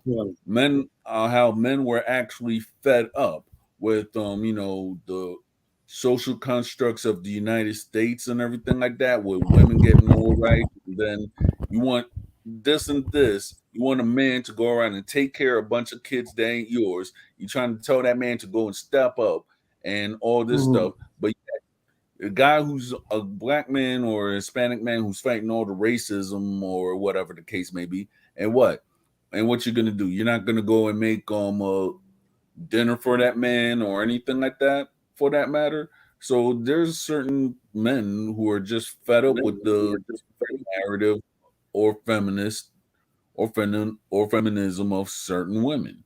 I mean, the Mhm. toxic feminism. Oh So no, there, yeah. But that's that's for us to set the trend of not taking in that shit. Like just earlier today, I was looking over on Instagram, and there was one of these Instagram models that went on and on talking about that. Uh, I'm the prize. A man should be man enough to be able to handle me. And you know that there are a lot of Instagram models that talk like that because they're the prize or they're the table. So they should be they should be a man should be man enough to handle them. And I was saying to this woman, look, if you need a man to handle you as if you were a horse, then maybe there should be something that you should be working on, because real men want to interact with cooperative women. Men don't want to have to quote unquote handle a woman. I mean, if a man has to quote unquote handle a woman as if she were a horse or some wild animal, then the woman might be the one who needs to work on herself. Because we men, we're not dealing with that. We real men, we are not dealing with combative and uncooperative women. We're not doing it. We're not doing it. We need to be very clear about that. I mean, whatever the insults that they want to throw at us, whatever the shading language they want to throw at us, we as men, we have to be clear.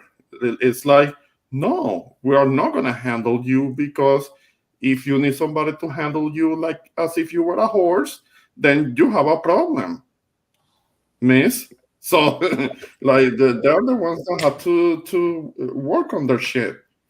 Women, we're gonna concentrate on the women that are actually cooperative, because that's what we're looking for. Okay, we, no, we, I go with my philosophy saying, man wants peace in this house, not war. If you're gonna go with your bad attitudes and create war in your household, and you mhm. black, and then there'll be the same woman that be like, I don't know why Joe Schmo left me. You know, I did all good. I didn't cook his food, but guess what? I like to argue with them, and they think that that's a good relationship. Nope. No, that's Oh, that's drama. I understand. I have to come to understand that sometimes if a woman is in a relationship and the man is keeping the peace as he should, then the woman might get bored, and that's when she starts starting. That's when she needs to start shit for there to be something happening in the relationship. Because there are women that are like that. You Yeah, can't. yeah. That was my ex. That was the whole story. We could be at peace or Uh-huh. anything, but then there'll be an argument that came out of nowhere, and most of the 90% of our arguments was because of what another woman said. Oh no. There was one relationship that I had when I was still in Puerto Rico, and the thing with her is that she was very insecure. She was very insecure. She was always Yeah, making up. She was always imagining these scenarios in which I was talking to other women, and I hadn't done anything. I hadn't done any.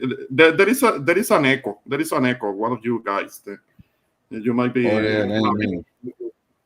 Yeah. Because I can hear myself. Right. But there are women that are like that, and it all comes from insecurity. The same insecurity that women like to accuse us of. When the women go on and on accusing us of being insecure, that's usually a projection. because the women deal with a lot of insecurities themselves. Out of both of us, we men might be the more stable ones when it comes to insecurities. I'm not saying that we don't have insecurities. We do. But I think that women have it worse when it comes to that. That's why there are brand names like Revlon, L'Oreal, Maybelline that are worth billions upon billions of dollars, and that has everything to do with female insecurity. We're not the ones that feed those monsters. Hmm. Mm-hmm. Yeah. Yeah.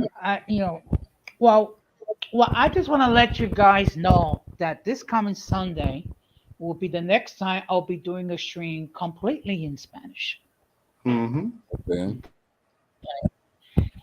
Y la tema sería cuáles son los más fieles, los hombres o las mujeres. Mm. Well, Yo, eso va a ser un temita serio. A ver qué dicen las féminas cuando aparezcan. I mean, if they dare to come out, because well,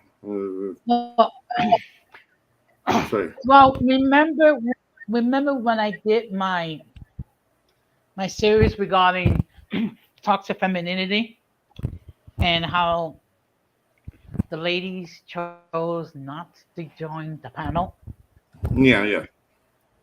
even Well, though we'll see I what went happens. out of my I, even I though I was went there out for of that. my even though I went out of my way to make sure that I was being fair and not all women are toxic.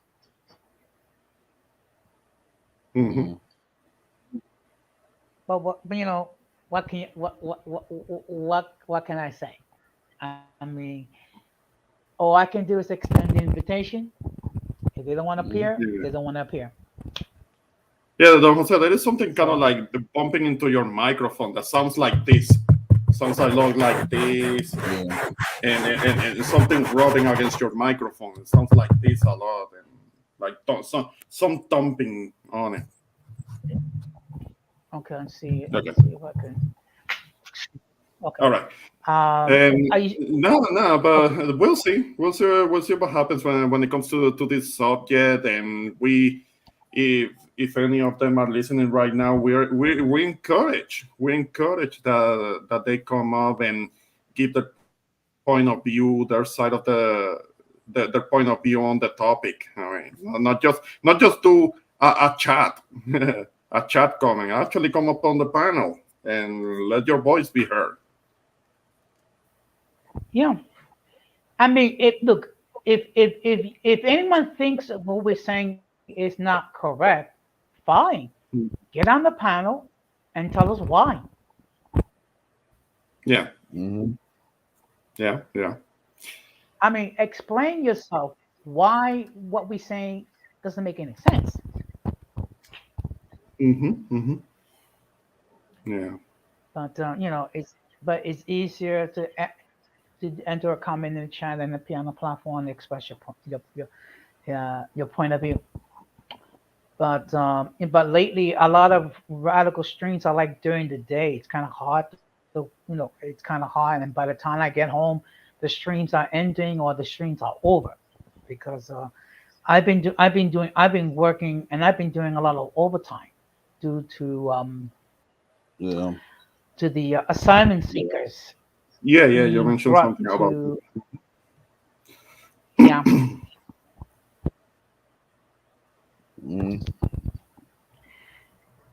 But that's another topic. Actually, what I plan to be discussing next week is the topic regarding cyberbullying. Yeah. Okay, well, I'll let you take care of that one because I'm not dealing with none of that. I mean, the very few times I've had to deal with somebody making comments, either doesn't necessarily have to do with me. It tends to have to do with someone else that I'm associated with, or they make a comment, and by the time I try to reply, they have deleted it themselves. I have seen that, and like that'll leave it up for me to respond. Yeah, So you know, there are pussyfooting like that. Yeah, yeah. being like that sometimes. I mean, we had a troll earlier tonight on this platform. I saw something about some deletions that you were saying. I mean, and well, I'm not gonna ask you to repeat what was being said, but Damn. You know what? It's best not to repeat them. mhm. I mean, that's you see, that's the reason why I do my streams on subscriber mode. Yeah, Meaning, if you're not a subscriber, if you want to enter a comment, you have to subscribe to the channel. Right. yeah, yeah, Yeah. And actually, believe it or not, this past weekend I actually gained 8 subscribers. Wow. Congrats. Thanks. yeah. I need So to do something about that. Alright. basically, what it helped. Look, it Mhm. it helps. It helps when you're in a large audience and you get to, you get to plug your channel. I mean, Yeah. and basically, what would us do is like, I'm sorry, go ahead. No, no, nothing. It's just that I keep Um, hearing the thumping from your microphone. It's like a thumping with a scratching sound coming out from your microphone. I don't know. Okay. I Do you don't know still what it hear is. it? But yeah, I hear you better Okay. actually. Okay. Okay. But the fact of the matter is, when you are in a large audience of about 200 people, and then when you get to introduce yourself, so of course I introduce my name, and of course I also introduce stating that I am the host and creator of my platform. So, Mm-hmm. All right.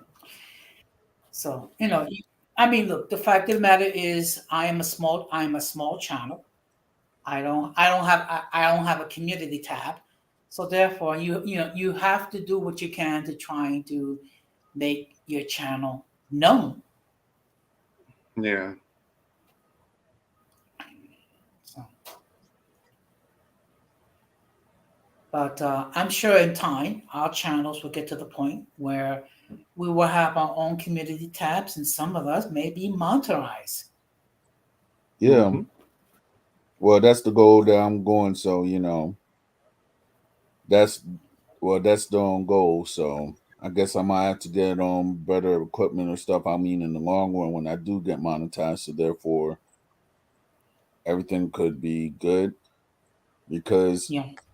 aside from from what we discuss or whatever, I'll be looking at travel YouTubers.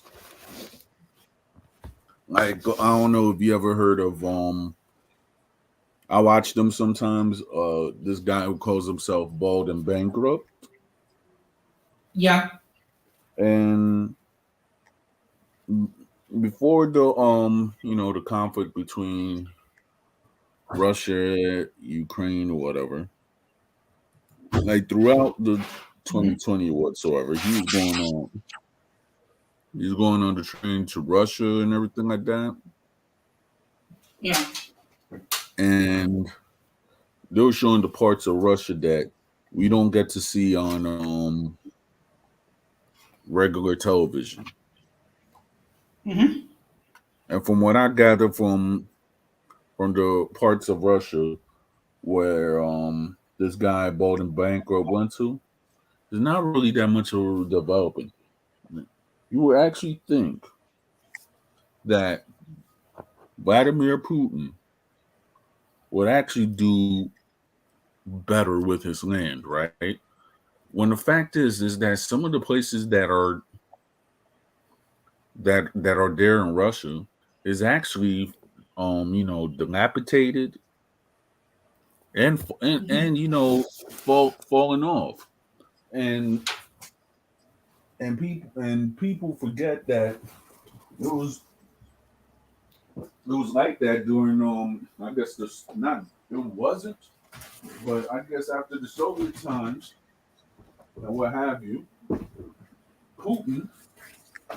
I think his whole thing is that he wants to talk about conscription and everything like that. For that matter, when the fact is, there's certain areas in Russia where people are just living worse than the people in Flint, Michigan. Mm-hmm. Yeah.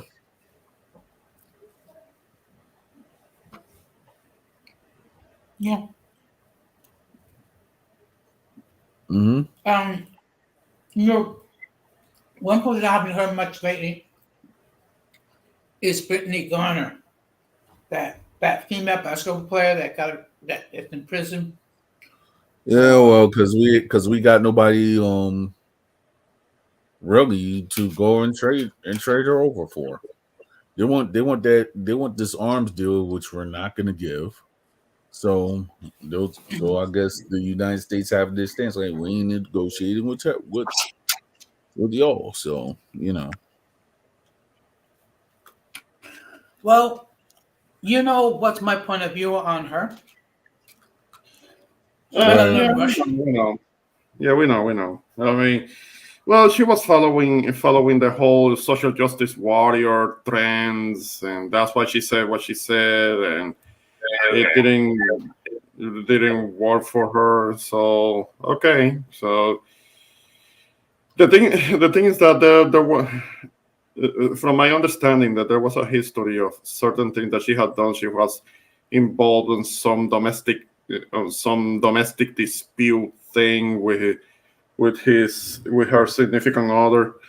I mean, and she had to go to court before, and apparently she was able to just pay a fine or whatever. But there were, she's one of those that likes to do whatever the hell they want. So now I do believe that the whole charge when it comes to the oils, it could have been a bit excessive. She could, well, I don't know. They do their thing the way they do their thing. I get it. But it was kind of like a bit of oil. It was kind of like a vaping oil type of thing. It wasn't actual weed or kind of like an extract, cannabinoid extract. So it wasn't like real. It's not that she actually had actual marijuana. So I don't know. It did strike me as it probably have been a bit excessive. She could have paid up a hefty fine and be done with it. But the thing is that at the same time, I know that she should have known better because she had been in Russia before. I understand playing basketball over there. So yeah, she did kind of messed that up for herself. So. Okay, well, remember one thing, and I hate to sound like a broken record, but when you go visit another country, whatever, you have to abide by the rules and laws of that country. If you cannot do that, you have no visiting the country. Thank you. Now, can the laws be considered unjust? Yeah, but it's their laws. You have to abide by their rules and regulations. No, I get it. But because I'll be the first one to say that anybody from the States that's gonna be traveling to another country, you need to leave the entitlement at home, because there are certain types of North Americans that they travel to other places and they think that people have to adapt to them, and they have because they are quote unquote an American, then people in other countries or other countries have to cater to them, and they have a sense of entitlement and like the whole American exceptionalism thing. I mean, like the rules foreign rules shouldn't apply to them. I'll be the first one to say that. Okay, you need to check that. You need to leave that shit at home. I mean, understand that you are at the mercy of of those other governments. So behave yourself. I'll be the first one to say Well, that. That's what I try. That's what I, I try to do. Hmm. well, I had visited 6 countries in my lifetime. Okay. Hmm. Well, I could say now I've visited. Well, let me see, 3 countries now Hmm. because since I was on a cruise, I went to the Bahamas. Hmm. So Hmm. I went to the Bahamas, Dominican Republic, and Mexico. So yes, I've officially been to 3 countries. I hope to go to Yeah, more. I have been living. I have been living close to Mexico all this time. I haven't been there yet. I mean, I have to plan something and Mhm.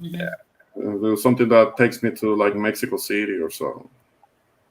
I'm not planning to. I'm Well, not gonna drive down there. Hell no. I'll take a plane. I'll take a plane there.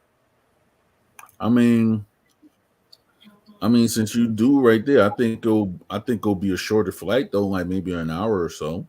I'm just Yeah, yeah, saying. yeah, yeah, yeah. I mean, not Dallas. I mean, getting all the way to the border, it will take me. It will take me several hours. So yeah, just I to get to the mean, border because Texas is so big. oh yeah. yeah. Hmm. Hmm. Well, I've been to Canada. I've been to Mexico. I've been to Puerto Rico. I've been to the Dominican Republic. I've been to Yeah, Panama and Colombia. yeah, yeah.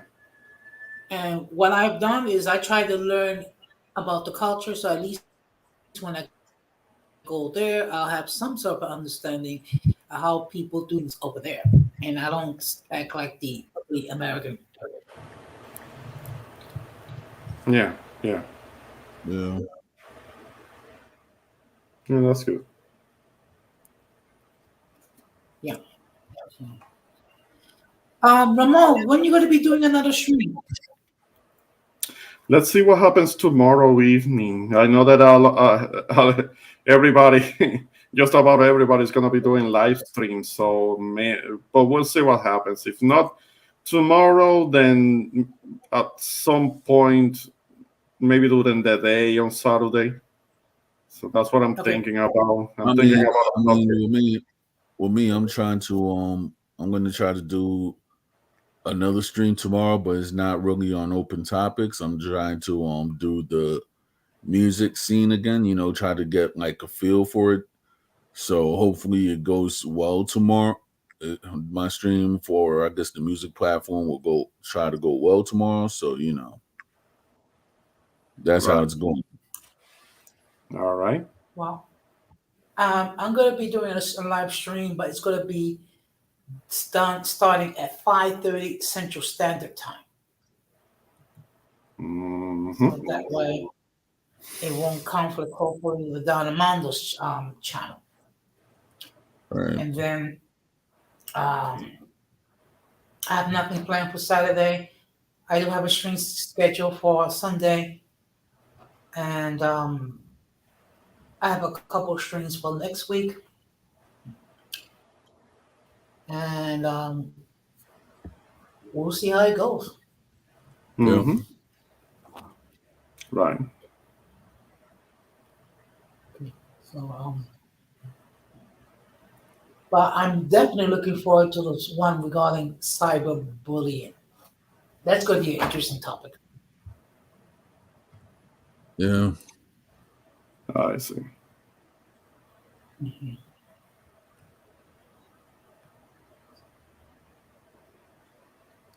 All right. Um, Well, yeah. let's get off a topic. Hmm. What do you think is the one of the worst movie franchises ever? Uh, but a particular. Are you talking about a particular genre? Well, I'm just talking about any genre. Oh, Okay, like okay, you know what I mean movie franchises. I'm not talking about You know, okay, you like say for example, you got the Rambo franchise, Hmm. you got the Expendables franchise, Right, then you got the Halloween franchise or the Fast and Furious franchise. right. I'm just saying the people that actually put out a series of movies. So from the best to the worst, in your opinion, which is the worst? Hmm. The worst. It's just the ones that I consider the worst. Those are the ones that I tend to avoid. I can tell you one. At least from my personal opinion, from my perspective, it will be the Twilight movies because Yeah, those movies look horrible. I mean, those that are like for girls and their mothers. I mean, yeah, and from a glance, apparently the 50 Shades of Grey movies, they look like they might be really bad. And I remember when the book first came out, I will see girls at the airport with the book in hand and all, like it was so great and so on. But I remember seeing part of one of the movies, and it was putting me to sleep. I mean, it was so blatant with the kind of like with the just promoting and putting out there. Guys already always with their shirts off.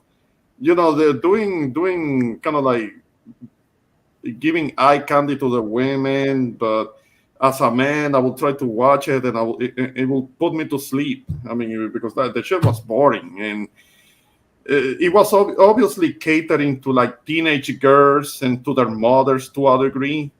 That was the target audience. Somebody like me, I will try to see that, and I will find it boring, and it's like what the fucking point is, and with the gay vampires and,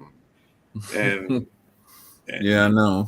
yeah, and the Well, were and the I'm beta like, the beta werewolves. They were betas because there were these simps because the two male main characters. One was a vampire, one was a werewolf, and both of them were these simps with these fucking simps for the main female character. And it's like I didn't have to watch all of them. Just I could watch him with the mute button, and I could tell that I it mean, was two guys with supernatural powers that were simping the hell out of it. I'm like with me, right? One thing I could actually say about Twilight, I never got into it because I don't know, it just never really caught my attention. Hmm. I mean, I don't know, but there's certain stuff that don't capture my attention. Like for example, if you see like a whole bunch of two white guys with 6 packs and flaunting and everything like that, for some reason it doesn't really catch my attention because I don't know, it just don't. No, because you're not And the target audience. That's what it is. I mean, the target yeah, audience were and teenage then girls. you Yeah. hear how good these actors were and everything like or No, they whatever. weren't. I mean, my wife she watched all the Twilights. Me, I don't know crap about it. Yeah. But to me, I think the worst movie franchise is, and I'm gonna say this because it's like 42 years running, is the Halloween franchise. I think the last movie is gonna come soon. Yeah, exactly. And But it's I'm just with Jamie Lee Curtis, and supposedly that's like the very last one, the last one. They have been making yeah, those movies for decades. like my thing is this. You did everybody did everything to try to kill this man. And this man's still alive? Like, how? I mean, it's like I'm just I remember when I first saw my first H um Halloween. Now, I'm not talking about, now I didn't go around into the series of the 1970s stuff. I'm talking about like 1998. I remember like it was yesterday.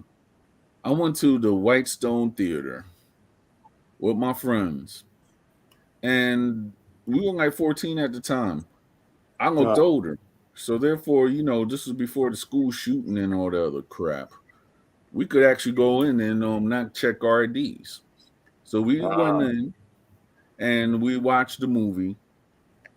I could tell you the H2O had me laughing. I am not, I don't care oh, what. that was unintentional. Unintentional. Eh? It wasn't unintentional, but people were scared. I was laughing. It was Uh, like, for example, like you made H2O. I guess it was with that guy with Dag.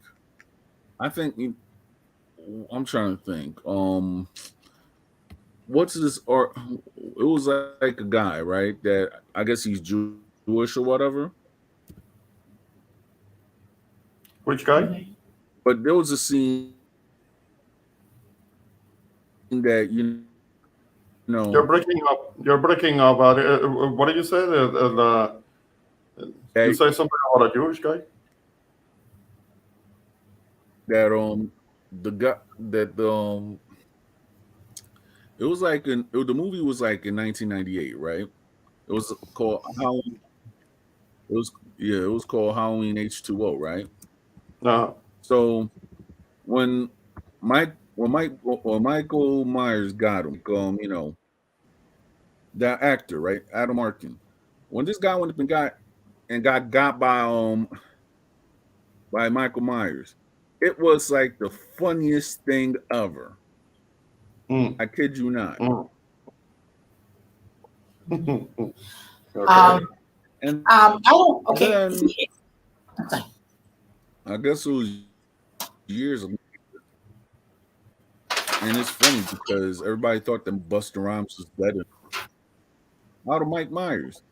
And I'm just saying from those three movies that I've seen, and I've seen the not this one, but it was like the last one with Jamie Lee Curtis or whatever the case may be. When I actually saw that, I was like, okay, um, like this dude ain't dead yet. Mhm. Yeah, I was like, yeah, See, in my case, I don't really know of a franchise that's really bad, but there's certain franchises that should stop producing films, like the Rocky, like the Rocky films. After you get past Rocky 4, and then it starts to go downhill with Rocky 5, and then you do Apollo Creed, which is basically another version of Rocky. I mean, it's like after Rocky 5, they should just stop it and just call it a day. Hmm. I mean, Yeah, yeah, yeah, yeah, yeah. yeah, I Because guess, he did one more because he was he is back when his wife passed away and he wanted to fight one more time and then started the Creed movies. And then because those are based on Apollo's son, on an illegitimate son that Apollo had, and that's what the movies are now. And I think soon, maybe next year, there's gonna be the third part, the trilogy. Those are pretty good. The Creed movies are actually quite good. Very, very dramatic. Um, well, to be But they're perfectly their own honest, thing. They're their own thing. They're not made the same as the Rocky movies. But they're their own thing. Mm. Mhm. Hmm. Yeah. I mean, I haven't been to the movies. I've only been to the movies once since this whole health crisis started 3 years ago, whatever. I mean, because it's not the yeah, same thing. I mean, you have to be careful, and all that sort of stuff. Even though now supposedly it's safer now, yeah, what have you. But lately there's been some spikes regarding on COVID-19 cases here in New York. All right, it's nice to know. Yeah. So we're dealing with that, and then we're dealing with this monkeypox, whatever. And now, and of course, we're I dealing thought with this. I thought the monkeypox. You don't even hear about that anymore. No, not So really. Not really. Well, down where I'm at, nobody talks about it.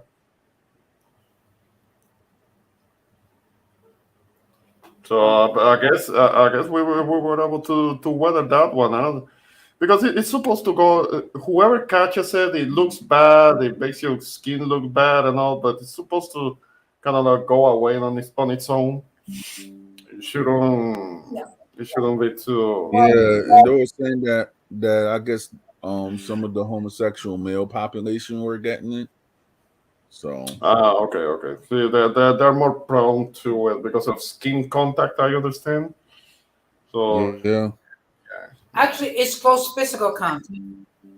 yeah, but that's what I'm saying. Skin to contact, physical contact. So it is more. It spreads kind of easy that way. Yeah. Yeah. Mhm. I might do a little traveling before the end of the year. Yeah, I'm thinking about doing that also. Well, I know that I'm only gonna be going to Florida, but that's gonna be for Thanksgiving. But additional traveling aside from that, I'm not planning into any of that right now because I just can't afford it right now. I mean, I did do some traveling, well, earlier this year because of where I was at, because of my situation. But let's see what happens next year. Maybe I'll do something new. Yeah. Well, I plan to go to the DR next year. But aren't you supposed to be getting your lady?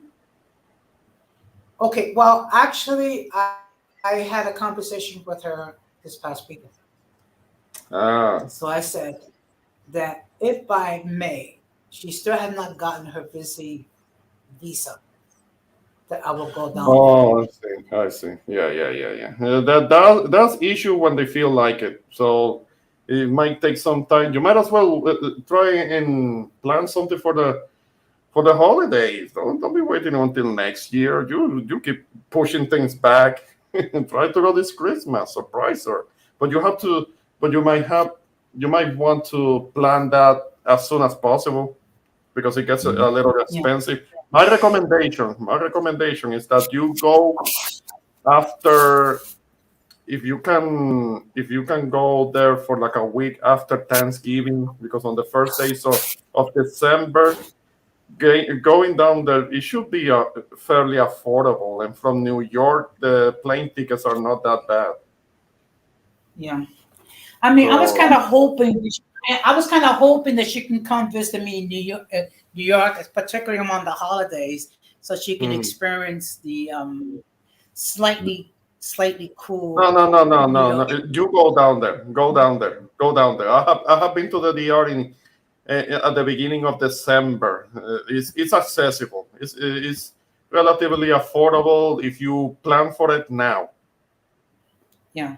I have done it. I have done it. I have Yeah. been to Santo Domingo. I have been to Santo Domingo in December, but that's because I will be planning it around this time.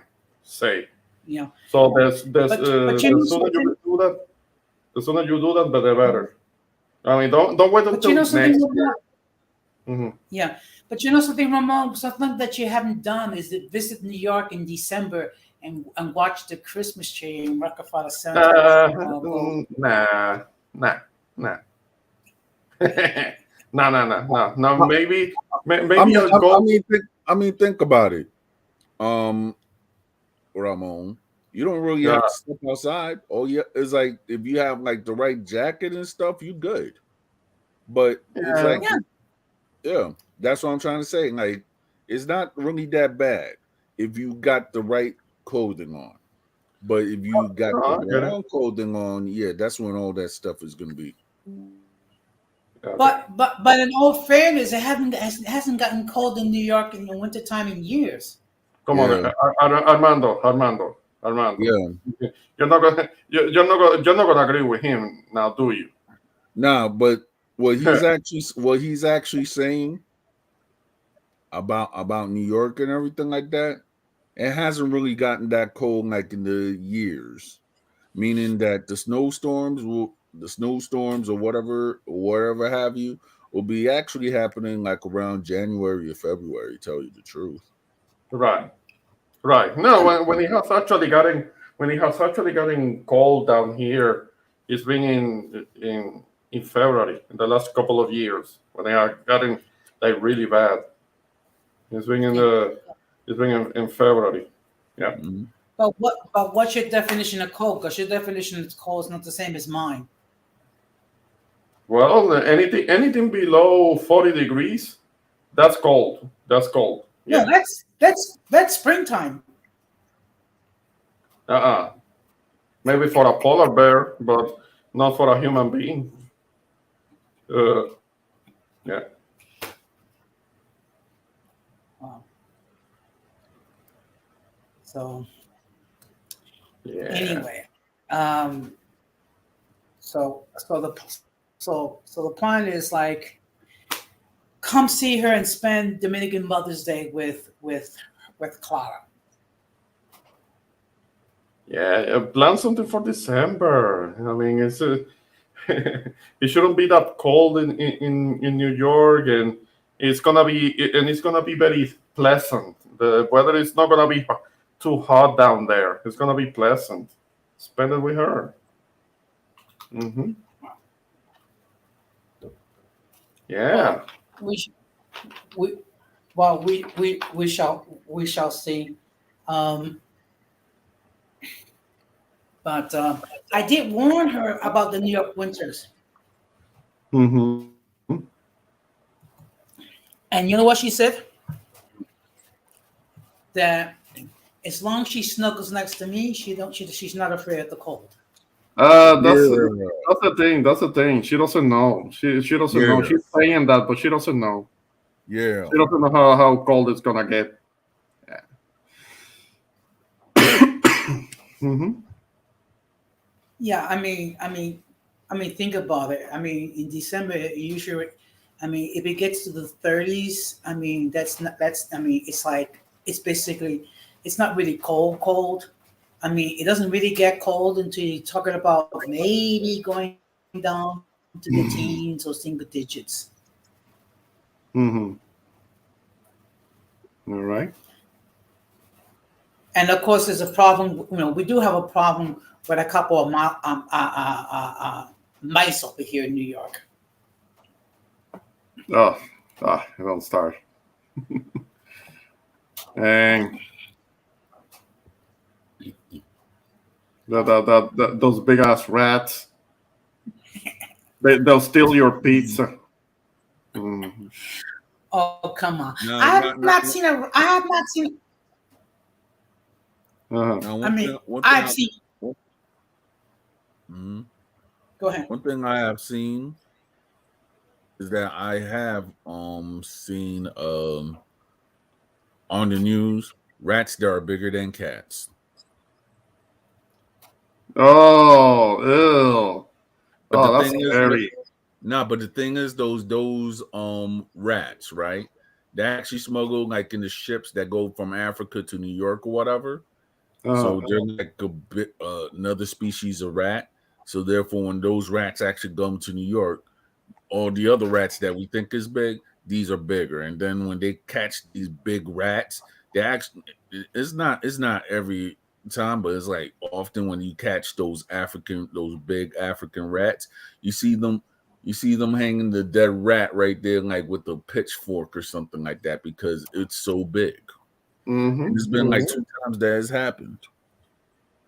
I'm sure. But I'm sure. if you get a couple, of cats, that will take care of the problem. Nah, but these cats cannot even take care of those big rats. Like those rats, right? The African rats, are bigger than cats.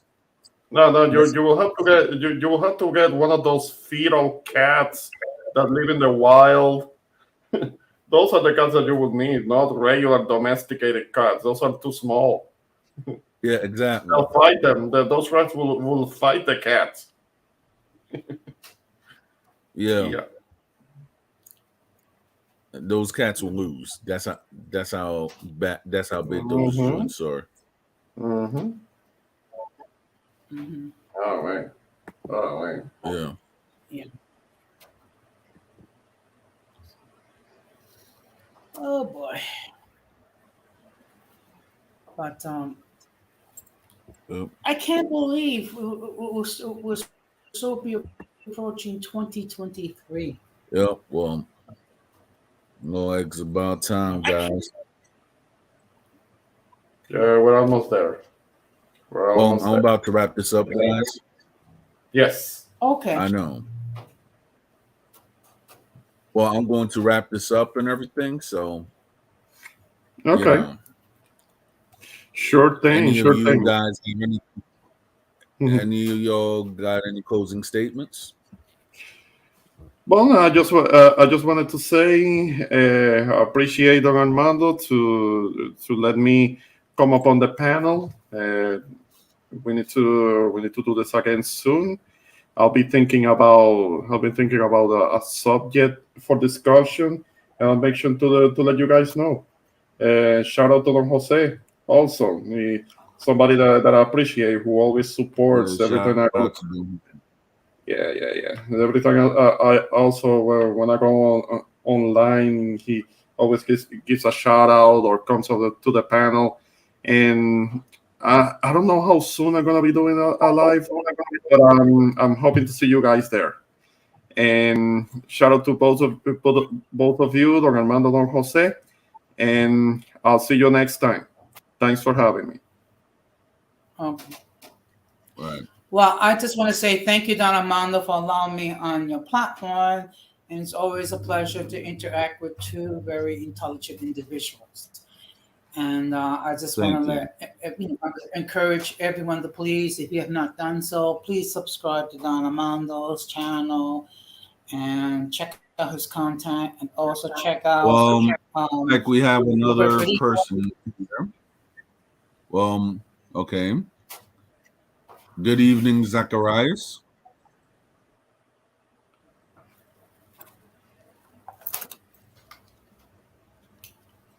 Hello. Hello. Oh, okay. Maybe they're having an issue with his device.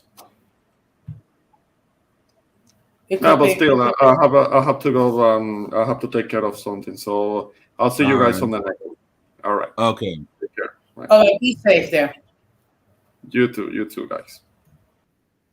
Okay.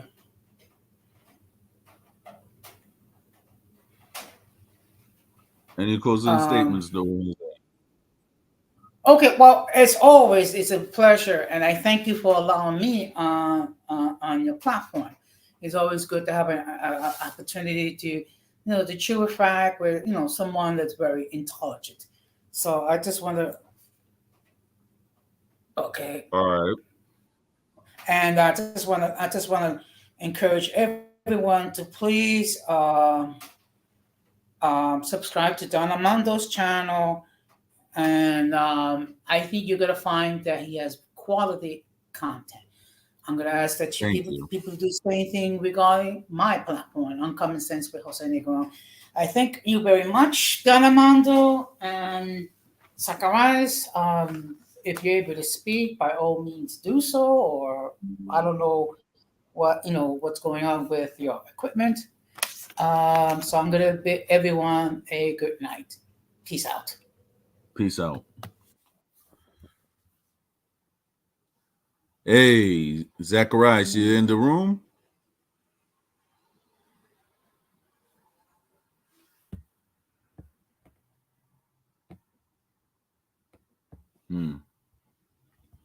Okay. Well, just closing out and everything like that. Everything going okay. Tomorrow I'm gonna have another. All right. Yeah, because I'm about to actually close out, Zacharias. How's everything with you? Um, I'm in school trying to get things taken care of. Promoting some things online. I'm starred by that what's called Nori Martinez lady, Man, the Mexican American lady that was saying anti-black and anti-indigenous stuff, and oh it's so yeah. that's self-hate on her end because she's from a state where Afro Mexicans found a city, Los Angeles was found by Afro Mexican, Afro Latinos. Then the last governor, the Mexican, um, when it was Alta California, it was originally the state was before it was called California. Um, Pia Pico, he was part African, besides Spaniard and Native. And you look at this woman. She said the people from Oaxaca was ugly. She called the brother, the little young brother that was adopted by a white gay couple, a monkey, a chonquito. But you look at this woman, she did not look like a woman from Spain. Don't get me wrong, she has Spaniard in her, but she has black and Native American indigenous in her too. And the other guys on her panel or in her organization, same doggone thing. Like they don't look nothing like a European.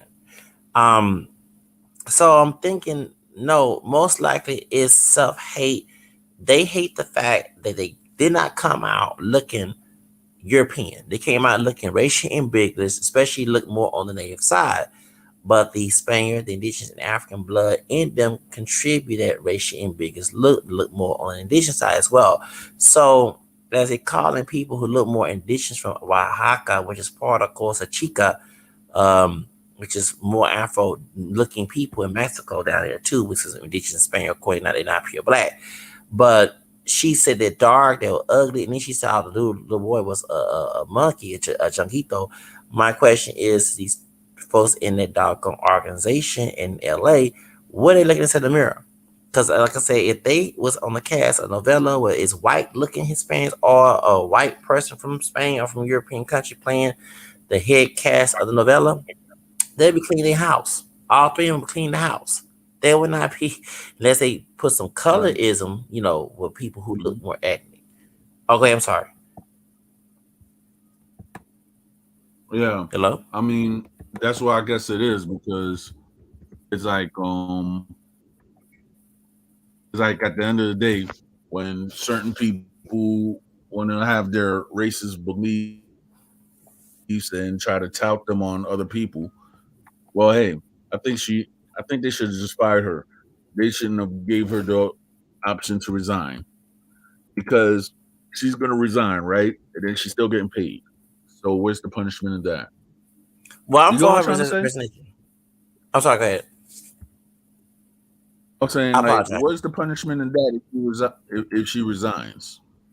When she resigns and stuff, like, she's still getting paid. So, what is really the punishment? You know what I'm trying to say? No, but the reason why people want her gone because if you have, even though she should have been fired, it should not be a resignation, she should be cut off the benefits. I get what you're saying, but the reason why people want her fired and the other guys that's in her team because it is causing uh their bias, racism, and their performance at the job is reflecting. They just like the vibe show Phil Scott. I don't agree with everything Phil Scott said, but that's also stopping African American people to get benefits or any programs within LA.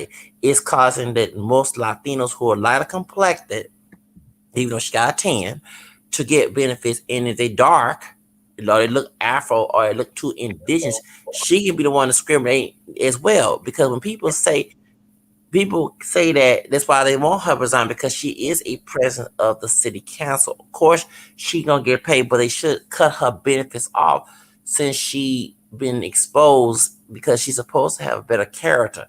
Because people do not want someone in office and their racism, their bias interfere with a job.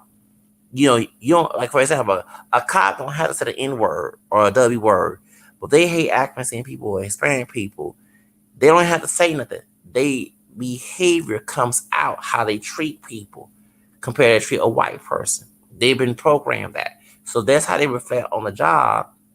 They don't need to work there no more. So that's why people want her to resign. I understand what you're saying, that she getting paid, ain't gonna do nothing. But see, other people in that area, that I think they had an economic situation where Vicky Diller was saying on Vasho's channel that they was trying to get economic, programs with the African community in LA, and they can't because it's favor to Latinos. Well, that's the reason why. Because Nori Martinez, and it does favor to Latinos, she gonna get the ones who are more lighter skin tone, that's close to her complexion or either lighter than her. So they too dark, they look indigenous or they look African, she gonna block them. So that's why they everybody want her resign, because in LA is, even though Afro Latinos co-founded LA, okay, was part of LA, making of LA. Shout out to Luis Cotero and his granddaughter Maria Varez, making Beverly Hills. People forget about that. It has become a cesspool of a fake liberal racist area. And like I said, a lot of people don't realize when our African people left the South and went to LA, here come, I'm sorry, go ahead. Oh no, you not continue. Here come the Southern white kinfolks of ours trying to infiltrate their racism in LA. And Judge Joe Brown has said that what did he say? He said that the Klansmen from the South took those positions in LAPD. And I'm going to say, I know this is gang territory. I often believe that the Aryan Brotherhood are connected with the Klan. They came in and talked with them Southers who are mostly Mexican descent. And because how they know all this anti-black stuff that's mostly from the South, not from Southwest. You see what I'm saying? Yes, you had Hollywood that maybe Jew or Gentile portraying stereotypes, but I'm sorry, go ahead. Hello? I mean, if you actually Don? look at it, yeah, it's like, Huh? yeah, I'm here. Okay, do you hear me now? Huh? Hello? I was like, do you hear me now? I'm here. I All can't right. hear what you're saying. I mean, the way it is, I guess, because I can't really speak to LA about LA because I never been there, but I do talk to people who are in LA and stuff. So I guess the overt racism between the Latinos and the blacks over there, I guess some of it has to do with gang politics, and the other side is with ignorance. But then again, it's not every Hispanic or Latino that acts that way. It's just like maybe a certain percentage that But it's sorry. they're ignorant, and they just go by what their parents and grandparents tell them on how to act to people, whatever. And I've seen in certain instances with some Mexicans that if they brought a black person home, like as a friend or something, they get smacked right in front of their parents. So it's a new animal in the West Coast, from what I've been told.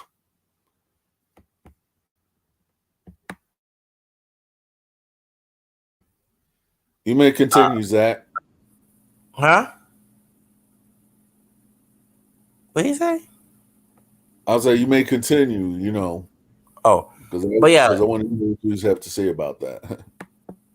it is racism there, but like I say, people know that Hollywood has been liberal. I'm not saying liberals cannot be racist. The culture of it has been more open. They had interracial marriages, and the interracial relationships in the California area. So that's why I was mentioning because when Judge Joe Brown said that it makes sense when they went to LA talking about the white Klan people and they started taking position of police department and they started infiltrating their narrative, because you never thought, if you was, my grandparents were raised in, they was raised in 30s and 40s, but and my dad was born in the 50s. How and my mom too. But you would think if you were born in their generation that LA would be a little more liberal compared to the South. When people hear anti-black stuff, that usually come from the South. Yes, there was up north in New York. You had those in Midwest, but the energy was not as big until the after integration was legalized. In, like I say, when they say the Klansmen went there, yeah, I mean the go take the police department, and then you have the gang members who now tend linked with the Klan, and they taking sides with the Latino ones from the South Side. That's why, you know what I'm saying, because you never thought. I mean, I've been to Los, no, I've been to California, and I went to Northern California, and like I said, it was shocked to see. I mean, we have integrated areas in Houston, but it's still social segregation. Even to this day, there's some social segregation like trying to enforce. But when I went to not Los Angeles, because Sacramento, San Francisco, Oakland, and Paloma, because I have family up there, at 10 years old back in '89, I was shocked to see so many people like live next to each other of different races. You know what I'm saying? People get along. There was no tension. My grandfather's uh, uh, brother, he's deceased, both of them deceased, but he's the darkest one of all the siblings. And his wife, um, uh, both of them sadly passed away. But I was shocked that they was friends with this white boy who's a teenager trying to, that they get along. Like, you didn't see that, you know, in Houston, Texas, because even though it was integration, like an apartment somewhere, you still had socially segregated neighborhoods, and it was like enforced not legally or socially. So that's how I was shocked. Because no wrong, I would go to integrate areas in Houston, Texas, and love the integration because you see people of all colors getting along, and that's the beautiful thing. In the east side of Harris County, it was not like that until when Latinos moved in. A lot of white people left because a lot of them white people in the east side of Harris County were racist, you know. So they infiltrate, and the reason why that we had Africans and people being anti-Hispanic or Latinos being anti-African American, because they was trying to mimic white supremacists around that area, you know. And that's why I know it's been racism from Latinos, but it wasn't extreme, and it felt good to be the most Latino school compared to a white school. So that's why I was saying about LA. Um, and I'm not bashing my white kin folks, but the men, like I said, in the South, they're very, I mean, their grandparents raised, some got Klansmen in their family. And imagine those as your police department, that's your mayor, that's your, you know, those your constables. They infiltrate their energy. So that's why that I have a different persona about LA. When I hear about, oh, the Klansmen went there, I said, oh, now I see why they had a lot of anti-black racism, because, like I said, I know about the beach in Malibu. Did it separate back into Jim Crow? But at least they had a beach. You know what I'm saying? Right. At least they had wealth. Those African people in segregation days had money. Even though it was segregated, they had money. They were living good in those areas, you know. So that's why. So, but Yeah, I'm about to wrap it up, Zacharias, because I got to work tomorrow. But it was nice talking to you, and you know, it was a good show, I could say, today, even though it's raining out here. Well, good night, people. Check out my other stream tomorrow about the history of the Dominican urban movement in New York and maybe in the Dominican Republic. So stay tuned. Au revoir.